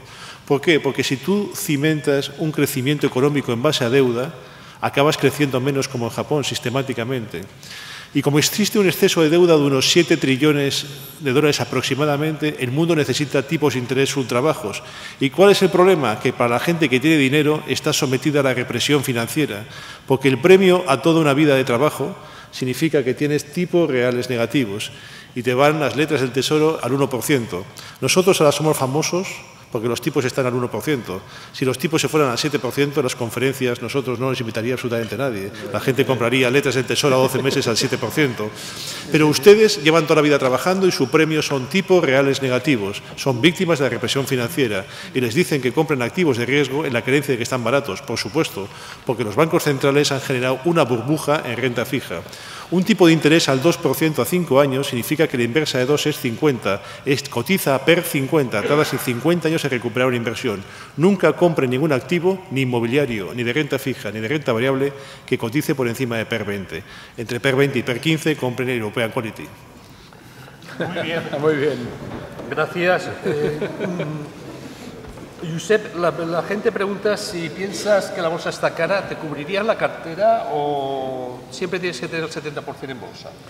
Tal como está definido el fondo, es un fondo que siempre tiene el 70% en bolsa. Esta es la realidad. En este fondo yo tengo todo mi patrimonio financiero, son bastantes años de sueldo en él y, por tanto, estoy de acuerdo con esta política de inversión. Quizás si solo fuera mi dinero, también lo digo, o de personas muy íntimas a las que les pudiera explicar muy claramente lo que voy a hacer y por qué lo voy a hacer, me atrevería a veces estar totalmente ausente de bolsa en algún momento o no hacerlo. Pero yo creo que, siendo un producto que está dirigido a muchas más personas, es bueno que el que lo suscriba tenga idea de qué nivel de riesgo está corriendo. Y creo que es bueno que se sepa que el nivel de riesgo es el nivel de riesgo de bolsa. Yo creo que es muy bueno saber que esto es así, porque si no, cuando empiezan las caídas, que pueden empezar en cualquier momento, hay quien se puede haber llevado a engaño. Ya sé que no tendría que ser así, pero sé que es así. Es más por... Entonces, yo también diría que el 70% en bolsa, aunque yo vea la bolsa cara, tener un 70% en bolsa, debería ser capaz yo de identificar 20 valores o 15 valores, por lo menos, en un universo de 70, 80 valores que no estuvieran caros. Y de hecho, la bolsa cara, solo la ha estado una vez, en todos los años que llevo en bolsa, que ya son 25, que es en el año 2000, digamos, ¿no? Ahí sí que realmente tengo que aceptar que yo veía prácticamente toda la bolsa cara, porque no es que las telecoms estuvieran a PER 200 y las de Internet a PER infinito porque tenían pérdidas, pero es que los bancos estaban a PER 25, las compañías de consumo a PER 27, o sea, la burbuja fue enorme en aquel momento, ¿no? En este año 2008, a pesar de la gran caída de bolsa, que es igual o superior a la del 2000, realmente la mayoría de las empresas de bolsa no estaban caras. Y se ha visto, de hecho, la mayoría de las empresas de bolsa, de industria y de consumo, están ahora mismo en máximos, incluso en Europa, incluso en Estados Unidos, sin tener PERes estratosféricos. Podríamos discutir si están un poco caras o no, pero PERes 15 y 16 están un 30% por arriba en precio de lo que estaban hace 5 años. Realmente, aunque cayeron, no llegaron a estar caras realmente. Lo que sí había era un sector clave para los mercados financieros, como es el sector financiero, que cometió gravísimos errores, quedó corto de capital, tuvo que hacer ampliaciones, tuvo que ser ayudado, y eso derrumbó todas las bolsas, ¿no? Por tanto, situaciones de bolsa generalizada cara, solo las he visto en el año 2000, esto es verdad, no las he visto en el año 2008, y espero no tener que volverlas a ver, pero estar al 70% y en lo más conservador que pueda, porque es un fondo de bolsa y quiero que se sepa que es un fondo de bolsa. Gracias, Josep. Preguntan a Alberto qué piensa del tema de los emergentes, China, y qué países elegiría él dentro de emergentes.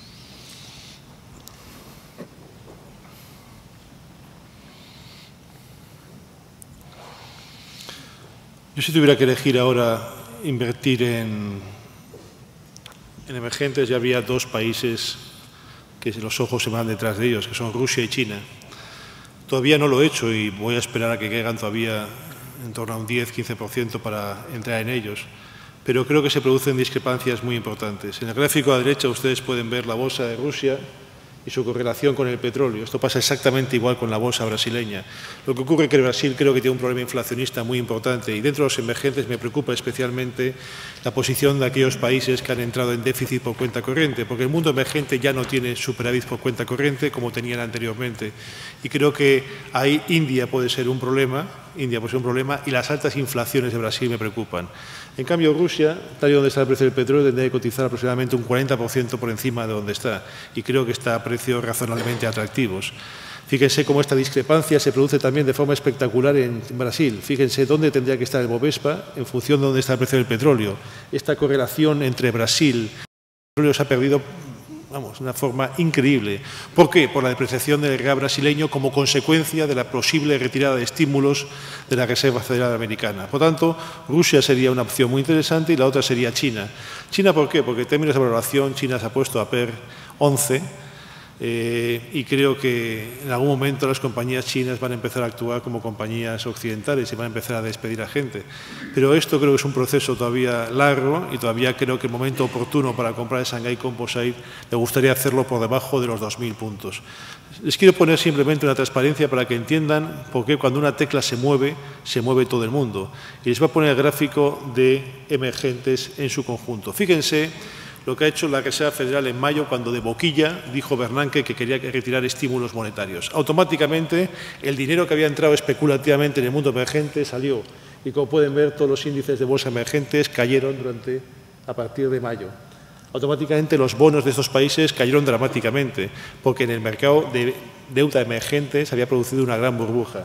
En el momento que sale dinero, automáticamente las divisas se caen. Como pueden ver, las divisas emergentes se cayeron drásticamente. Automáticamente países como India tuvo que utilizar sus reservas para frenar la caída de la rupia. Acuérdense cuando la rupia india tuvo esa caída tan espectacular. Y de repente estos países que tenían superávit del 6% ahora solamente tienen superávit del 1%.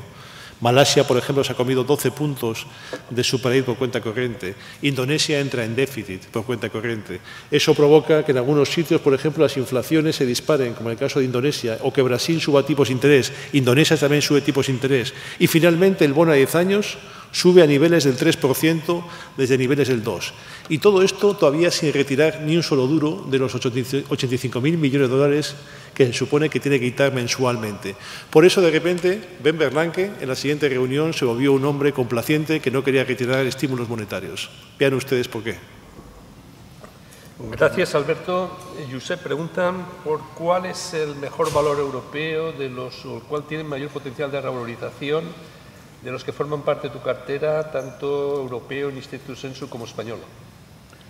Yo creo que los valores con mayor potencial de revalorización ahora mismo, no exentos de su riesgo, pero creo que es un riesgo controlado y aceptable, probablemente sean los dos grandes bancos italianos, Unicredito e Intesa Sanpaolo. Estos son los dos valores que, en mi opinión, ofrecen mayor potencial de revalorización con cierto riesgo. Hay otros valores con potencial menor y un riesgo también claramente menor. Tampoco creo que estén demasiado caros las compañías de autos, pero si tengo que darme con dos, diría Unicredito e Intesa Sanpaolo. Bien, Alberto, preguntan por Portugal Telecom. Creo que sí que es un valor que ha tenido una fuerte revalorización en estos últimos días. ¿Crees que el tema de consolidación de Portugal Telecom y restantes telecos va a continuar? Bueno, se ha producido la fusión con OI, la compañía brasileña. Esto ha salido, la noticia salió ayer, subió fuertemente. Nosotros en Pangea tuvimos compradas Portugal Telecom en la zona de 2,85, las vendimos a niveles de 3,20 y creo que el precio al que está ahora es un precio razonable. Creo que existen alternativas mejores porque al fin y al cabo también esta operación ha sido un poco forzada y en cualquier caso la nueva compañía habrá que ver si estas sinergias que han anunciado son reales, pero sobre todo las dos tienen una situación financiera bastante delicada y quizás el tema de ampliación de capital sea mayor de la esperada. Por lo tanto, creo que existen opciones más interesantes que la de Portugal Telecom. A 2,80 era una evidencia que era una compra sencilla.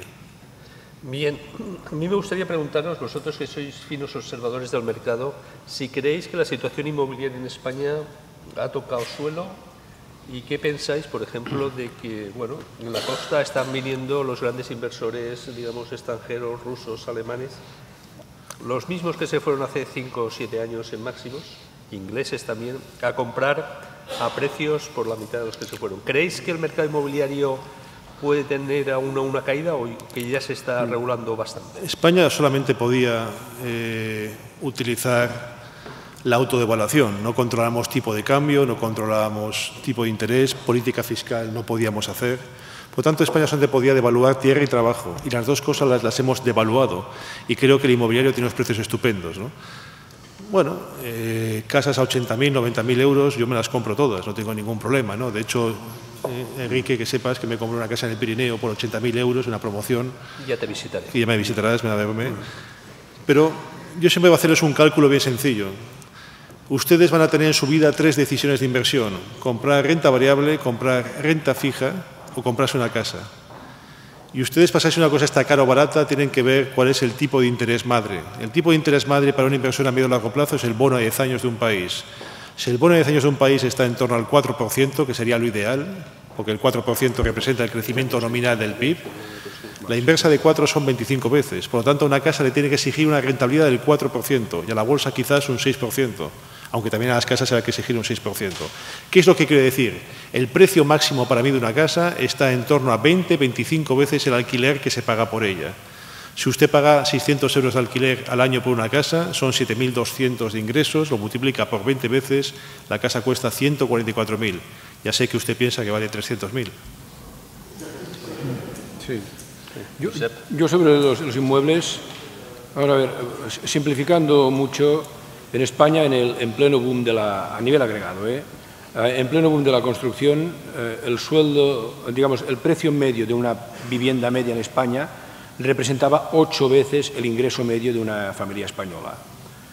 En todos los países y en todas las circunstancias, y en la propia España antes de este boom, venía a representar 4 veces el ingreso medio. En Estados Unidos representa normalmente tres veces y media, subió a 5 y ha bajado otra vez a 3,5.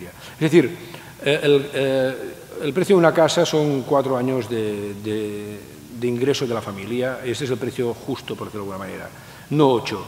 Por tanto, las casas desde máximos en agregado tenían que caer un 50%. Un 50% en términos reales. Si contamos que en estos años ha habido una inflación del orden del 10% acumulado en estos años, podríamos decir un 40% en términos nominales. Por tanto, la vivienda en España en promedio tiene que caer, no sé si ha caído o no, cada uno que lo juzgue, porque lo que ha caído o no que ha caído depende de a quién mires, ¿no? Si es lo que pide la gente en los portales, ves uno que por el mismo piso pide un 50% más que otro en el mismo rellano, ¿no? Digamos, esto es muy variable, pero digamos, cuando el precio de los pisos en España esté de verdad, o si usted compra un piso a un 40% por debajo del precio máximo, yo creo que lo está comprando bien. Ahora, ahí hay casos y casos, y esto puede ser un descuento del 30% en cosas muy insustituibles, primeras líneas de mar, centros de ciudad, buenas zonas, caídas del 30% y caídas del 60% aproximadamente en zonas, en extrarradios de ciudad o cuartas líneas de mar, ¿no? Este sería, digamos, el precio, para saber si les ofrecen un inmueble a buen precio o a mal precio, piensen a cuánto se vendió, cuando más caro se vendió, y aplíquenle este descuento de entre el 30%, eso si es una cosa de primerísima calidad, y un descuento del 60% si es una cosa de calidad muy inferior, entre el 40 y el 50 para cosas de calidad media. Muy bien, ya hemos preguntado en qué valores estaríamos. A mí voy a hacer la pregunta contraria. Josep, ¿en qué valores no estarías? ¿O en qué sectores no estás? Pues en qué sectores no estoy. Ahora mismo en Europa se me hace difícil no estar en algunos sectores porque caros no los veo, no veo a ninguno, digamos así, pero sí es verdad que he hecho una rotación bastante importante desde sectores de consumo no cíclico y de alta calidad, pues Unilever, Nestlé, incluso Carrefour, aunque no es la misma cuestión, L'Oréal, este tipo de valores de PER 17, 18 y 19, de gran calidad, sin deuda, que han actuado como refugio de los inversores en estos tiempos de alta percepción de riesgo, yo creo que han llegado a su máxima valoración. No creo que sean caros, pero no creo que vayan a subir más, y sí que a corto plazo podría producirse un flujo de ventas de estos valores para pasar a otro tipo de valores. Este sería una categoría, y luego otra categoría que tampoco tengo, aunque todo tiene un precio, es el sector eléctrico. En general es un sector que creo que presenta unos múltiplos de valoración muy atractivos aparentes sobre el beneficio actual o sobre el caso libre actual, si queremos verlo así. Parecen muy baratos, pero ahí tengo todavía muchas dudas sobre cuál pueda ser el beneficio futuro. Hay muchas incertidumbres en marco regulatorio que no digo que no se puedan resolver de manera favorable, y que quien apueste por ello pues puede tener una buena rentabilidad, pero yo no me veo capaz de desentrañarlo, y habiendo otros sectores de los que la capacidad de predecir el beneficio que vayan a obtener es más elevada, prefiero estar en aquellos. Muy bien, Alberto. Bueno, yo llevo recomendando vender Inditex desde los 50 euros. Creo que de hecho me han nombrado el peor analista de Inditex de España. A niveles por encima de 100 creo que estoy cerca de poder acertar algún día. Muy bien, gracias. Y ya para finalizar únicamente, ¿cómo veis, ya que hay mucha gente cuál es el horizonte temporal de vuestro fondo, y cómo veis si la gente recogerá beneficios coyunturalmente de aquí a final de año, por la sencilla razón de que el año ha sido muy buen bursátil y a lo mejor existen tentaciones, a pesar de que en España tenemos un aliado que es la bajada de tipos de interés, de los plazos fijos que seguramente vencerán, que estarán al 4,75 y que a lo mejor se tienen que renovar al 1,5, y si ese dinero fluirá a la bolsa. Bueno, yo creo que jugar con el timing de las inversiones es un negocio ruinoso, ¿no? Y más para los inversores pequeños. Yo creo que lo que hay que hacer es tener un ahorro sistemático, todos los meses intentar meter algo de ahorro en el mundo financiero. Y yo creo que para juzgar a alguien, el plazo mínimo son 3 años. Mire, yo me dedico a una cosa en la cual cometo errores, porque si yo no cometiera errores estaría en el cielo. Entonces, esto ustedes tienen que entenderlo. Nosotros trabajamos en entornos de baja validez y nuestra máxima preocupación es minimizar los errores. Pero esto no es un compuesto químico en el cual metes la fórmula y sale el producto. Esto no tiene absolutamente nada que ver. Por tanto, sean, por favor, muy cautelosos a la hora de juzgar a la gente, especialmente a los grandes gestores, ¿no? Ahora hay grandísimos gestores que de repente han tenido un mal año y que dicen que es un inútil. No, no significa eso. Yo creo que si usted se queda con un gestor bueno, racional, que tiene track record y que está aprobado, y de esos en España hay pues una docena o 15, creo que a largo plazo usted hace un buen negocio, porque a largo plazo creo que es lo que consiste. Yo creo que mínimo hay que estar entre 3 y 5 años para juzgar la trayectoria de un profesional. Tengan en cuenta que la gente que se dedica a esto de forma activa, la gestión activa, no la gestión pasiva, son gente que se levanta a las 6:30 de la mañana, piensa en lo que hace y se acuesta a las 11:30 pensando en lo mismo, y viven por y para el mercado. Muy bien. Yo creo que el plazo, simplificando, es el de mi edad de jubilación, porque tengo el dinero invertido y como para esta falta desgraciadamente mucho y cada vez más, según parece, porque se va a ir alargando, pues yo creo que es el plazo para bolsa. Uno tiene que pensar en bolsa como un ahorro, a largo plazo como un ahorro para la jubilación y yo creo que hay que tener tanta más bolsa cuanto más joven se sea, desde luego, porque tienes más tiempo. Muy bien. Va a clausurar el acto el conseller de Economía, Máximo Buch. Muy buenas tardes. Querido Enrique, querido Josep, querido Alberto, muchas gracias. Me han dicho que ha estado muy interesante y buenas tardes, amigas y amigos. Estoy un poco precipitado, pero me gustaría llegar un poco antes, pero no me lo ha permitido mi agenda. Estamos en época de presupuestos, entonces pues la agenda está muy apretada. En cualquier caso, pues enhorabuena a todos por la organización y por la asistencia, porque la verdad es que veo que está muy nutrida y seguro que ha sido muy interesante, con lo cual yo ya no, desde luego no voy a entrar a la materia de la que ha tratado la sesión, sino hablar de los fundamentales, porque los fundamentales de la economía, del entorno macroeconómico, son, yo creo que muy relevantes para reflexionar sobre posibles estrategias de inversión. Y en ese sentido yo creo que nos encontramos en un punto de inflexión de la economía española. No sé si los que me han precedido la palabra están de acuerdo en ello o no, pero realmente estamos en un momento que ha habido unos cambios estructurales, tanto a nivel nacional como a nivel autonómico en la Comunidad Valenciana, que nos han permitido realmente llegar a un punto de inflexión sobre la economía. En ese sentido ha habido cambios. Yo siempre destaco mucho y muy especialmente a la reforma laboral, la reforma del sector financiero, que ha estabilizado al menos el sector financiero, aunque no ha resuelto los problemas de financiación de las pymes. En el ámbito autonómico, sobre todo la reducción del sector público empresarial, la reducción de costes y el estrechamiento del déficit, de forma que nos encontramos, si comparamos la situación de hace un año por estas fechas, ahora, hace un año teníamos serias dudas sobre la viabilidad de España, sobre si podía ser intervenida, sobre si recuperaríamos la competitividad, sobre si saldríamos de la crisis, sobre si habría que tomar medidas drásticas que nos llevarían a una contracción del entorno macroeconómico, como había ocurrido en Grecia y en Portugal. Afortunadamente se han hecho las cosas bien, se han trabajado también con intensidad, tanto a nivel nacional como autonómico, y ahora mismo tenemos cifras muy positivas que a mí siempre me gusta contar. Las exportaciones de la Comunidad Valenciana han crecido un 12,6% en los 7 primeros meses del año. Tenemos un superávit comercial muy notable y además el crecimiento ha sido superior en 5,5 puntos a la media nacional, que también ha crecido, con lo cual, y no cabe duda de que la recuperación económica se está basando en el crecimiento de las exportaciones, porque el mercado doméstico, el consumo todavía está congelado. La buena noticia es que está congelado, ya no está en caída y drástica caída libre como estaba hace un año. Ahora mismo el consumo se ha estabilizado.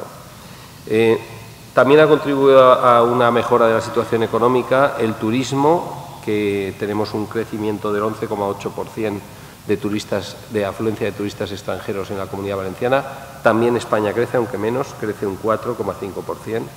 Y también, y para mí esto es muy importante, ha crecido la producción industrial en la Comunidad Valenciana un 3,8% hasta julio, y en España ya solo cae un 0,4%.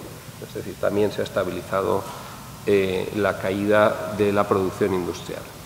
Por otro lado, los desempleados están optando por el autoempleo como salida de la crisis, cosa muy saludable, puesto que crea las bases para la aparición de de micropymes, de las cuales yo siempre digo que lo importante de que haya cuantas más micropymes mejor, porque de cada 1000 micropymes acaba saliendo una empresa potente, hasta una que puede acabar cotizando, no sé si de cada 10.000 o cada 10.000, una hasta acaba cotizando en bolsa y acaba estando. Con lo cual, cuanto más micropymes, mejor. Y en la Comunidad Valenciana tenemos 33.500 emprendedores adicionales en el segundo trimestre, con un crecimiento del 10,7%. En España también crece la aparición de nuevos emprendedores, pero crece solo el 1,2%. Y en empleo tenemos, por un lado, una disminución del paro juvenil. La Comunidad Valenciana lidera en 8.100 jóvenes la reducción del paro juvenil, que es un tercio de toda España. Es decir, en España también desciende el paro juvenil, descienden unas 24.000 personas y nosotros nos llevamos un tercio de la disminución. Además, y eso se anunció ayer, lo anunciamos ayer, por primera vez en 6 años el paro interanual en la Comunidad Valenciana cae, además en las 3 provincias. Es decir, hacía 6 años que nunca se había producido que un mes tuviese menos paro que el mismo mes del año anterior. Es más, en las mismas fechas del año anterior, el paro interanual crecía un 10% en la Comunidad Valenciana. Ahora mismo cae un 0,9%. Es decir, que por fin hemos llegado a un punto de caída del paro, lo cual, no sé si habéis analizado datos macroeconómicos, pero para mí es muy significativo, porque este es el primer trimestre también, después de muchos seguidos de caída del PIB, en que se espera un ligero aumento del PIB, que a partir de ahora esperemos, si no se tuerce nada, pues que ya lance una senda de crecimiento del Producto Interior Bruto para los trimestres en adelante y cada vez con mayor fuerza. Pero la buena noticia y lo interesante, aunque sea un crecimiento interanual muy bajo, es que hemos llegado a una situación en que con un ligero crecimiento del PIB se produce un ligero crecimiento del paro. Eso hace un año nadie éramos capaces de vaticinarlo, porque lo que sabíamos era que en España, hasta que no crecía 2 puntos el PIB, no disminuía el paro, incluso seguía aumentando con ligeros crecimientos. Eso es un cambio estructural muy significativo. Se puede mirar también desde un punto de vista crítico, y salían unos análisis de que hay mucho empleo precario y mucho empleo a tiempo parcial. Pero es mejor estar empleado, aunque sea en precario a tiempo parcial, que estar en paro, evidentemente. Lo ideal sería más empleo fijo, pero eso hasta que no se consolide de una forma muy sólida y con un paso de tiempo suficiente la recuperación económica, es difícil que ocurra, porque lógicamente las empresas son prudentes. Aparte de esos cambios estructurales que he mencionado y que nos han llevado a estos resultados ya positivos de recuperación, tenemos, y eso es un punto de partida muy positivo también desde el punto de vista de España como objetivo de inversión, un elenco de infraestructuras muy potente. O sea, a pesar de que eso nos ha llevado a un sobreendeudamiento, a diferencia de otros países, podemos decir que gran parte de nuestro sobreendeudamiento nos lo hemos gastado en infraestructuras que al final tienen una contribución a la mejora de la productividad del país, especialmente los puertos, el corredor mediterráneo, las carreteras, todas esas cosas que seguramente, vistas ahora en perspectiva, pues llevaron a un exceso de endeudamiento. Sin embargo, pues establecen un entorno de infraestructuras potente. Luego también es muy importante que la reforma laboral y la crisis ha contribuido a un ajuste de los costes unitarios. Recientemente el secretario de Estado de Economía mencionaba, según datos del Ministerio, que el gap que perdimos frente a Alemania, hay que tener en cuenta que los costes laborales crecieron en España de 2000 a 2008 un 37%, si no recuerdo mal, y en Alemania un 4%. Claro, todo eso es pérdida de competitividad frente a Alemania. Bueno, pues ese gap que teníamos de falta de pérdida de competitividad lo hemos recuperado ya en un 80%, con lo cual, en ese sentido, pues también estamos, y lo vemos en resultados como que Ford apueste por invertir en esta comunidad, por aumentar su producción el año que viene nada menos que el 80%, al igual que lo están haciendo otras firmas automovilísticas, y eso de hecho está tirando mucho del sector industrial, sobre todo en nuestra provincia. En definitiva, y con esto termino, porque tampoco si ya entiendo que la jornada ha sido larga, la situación desde el punto de vista de fundamentales para invertir en España, para apostar por España, yo creo que ha tenido un vuelco en un año y estamos en un punto de inflexión claro donde las expectativas son de recuperación. Se puede invertir, lógicamente, y apostar por valores en países que van en dificultades económicas y también es una apuesta válida, pero lógicamente es mucho más seguro invertir en valores en un país donde los fundamentales, donde las variables macroeconómicas ayudan a que las empresas puedan crecer. Y sin duda en España ese cambio se ha producido y estamos ahora en una situación en que, aunque el IBEX ya ha reflejado en una parte significativa ese cambio de expectativas y las está anticipando, el recorrido al alza de los resultados de las compañías españolas, sobre todo de las que tienen una alta dependencia al mercado nacional, que son bastantes, pues va a ser sin duda positivo. Por tanto, nada más. Yo, el mensaje que me toca lanzar como conseller, en primer lugar, es, con los datos que he dicho, que España va sin duda en una senda de recuperación, que la Comunidad Valenciana, por los datos comparativos que he mencionado, que todos son mejores que la media española, está, como era de esperar, porque la Comunidad Valenciana es estándar que ocurra esto, está recuperándose con mayor velocidad que la media española, que además no lo estamos haciendo con una apuesta por el sector inmobiliario, sino que realmente hay una diversidad de sectores que están creciendo. Estamos creciendo tanto en turismo como en industria, producción industrial, como he dicho, y sobre todo que se está apostando por innovación y tecnologías y en ese sentido hay ejemplos muy claros de sectores que gracias a la innovación están ganando nuevo impulso y están ganando competitividad y expandiéndose a nivel internacional. Por tanto, yo creo que la situación, me llaman el consejero optimista, pero yo ahora que llevo con ese San Benito de optimista durante un año, digo que resulta que era pesimista, porque mi predicción a finales del año pasado fue que creceríamos el último trimestre de 2013 y vamos a crecer ya en el tercer trimestre de 2013, cosa que yo no fui capaz de prever. Con lo cual, no solo no soy optimista, sino que soy una persona prudente. Por lo menos los hechos han demostrado que soy prudente porque el crecimiento se ha adelantado 3 meses. Y es más, como yo me gusta hacer predicciones y además luego creo que se pueden cumplir, creo que la reactivación del consumo, que es lo único que falta, es el único indicador que todavía está plano. El consumo de turistas ha crecido y por tanto eso ha ayudado este verano, pero el consumo nacional está todavía en el cefalograma plano.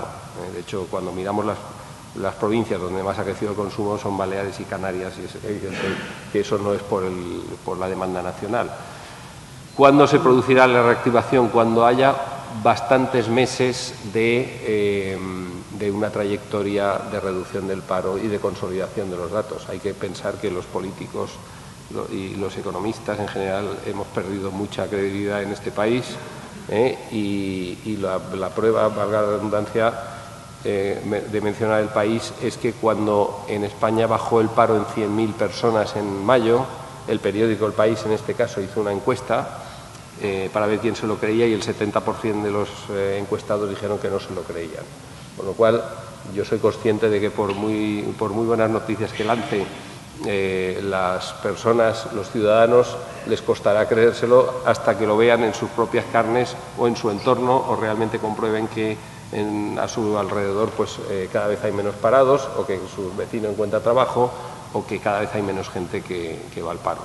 Afortunadamente eso lleva unos meses, pero yo estoy convencido de que a finales de este año ya veremos un ligero repunte del consumo y cuando, Dios mediante, y así esperamos que sea, seguramente a principios, mediados del año que viene, el crédito que ahora mismo no está llegando a las pymes, está llegando a las grandes empresas ya de alguna forma un poco más estructurada, pero no a las pymes, llega a las pymes, eso también animará, y por supuesto no llega a los particulares, claro, si no llega a las pymes tampoco llega a los particulares, pues que, aunque dando un proceso de desapalancamiento de España por delante, porque tenemos un exceso de deuda, cuando haya algo más de crédito, eso consolide también la recuperación del consumo. Por tanto, y en conclusión, estamos en un país con futuro, con desarrollo, que ha reaccionado bien ante sus ineficiencias que llevaron a esta crisis, ante sus deficiencias estructurales.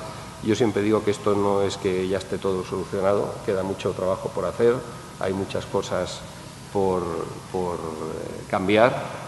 Josep tiene un libro escrito sobre esto y creo que le hemos hecho poco caso todavía, pero algo de caso se ha hecho, algunas cosas se han cambiado, y en definitiva estamos ante un futuro en que las empresas españolas y también, por supuesto, las cotizadas, pues tienen un buen desarrollo por delante, puesto que van a tener el respaldo de la retaguardia, que es el mercado doméstico, cuando ahora mismo estamos viviendo casi todas las empresas del mercado exterior. Por tanto, una vez más, felicidades por la organización de este acto, felicidades a Avante, a Rankia y, por supuesto, a Forinvest, y muchas gracias a Bolsa de Valencia, que como siempre nos ha prestado su local y nos ha acogido aquí. Y bueno, seguiremos con la tarea divulgativa que hacemos a través de Forinvest, que sin duda tiene interés y además anima a que fluya la inversión, que al fin de cuentas los inversores son los que consiguen también que un país se mueva y salga adelante. Muchísimas gracias por su atención y enhorabuena.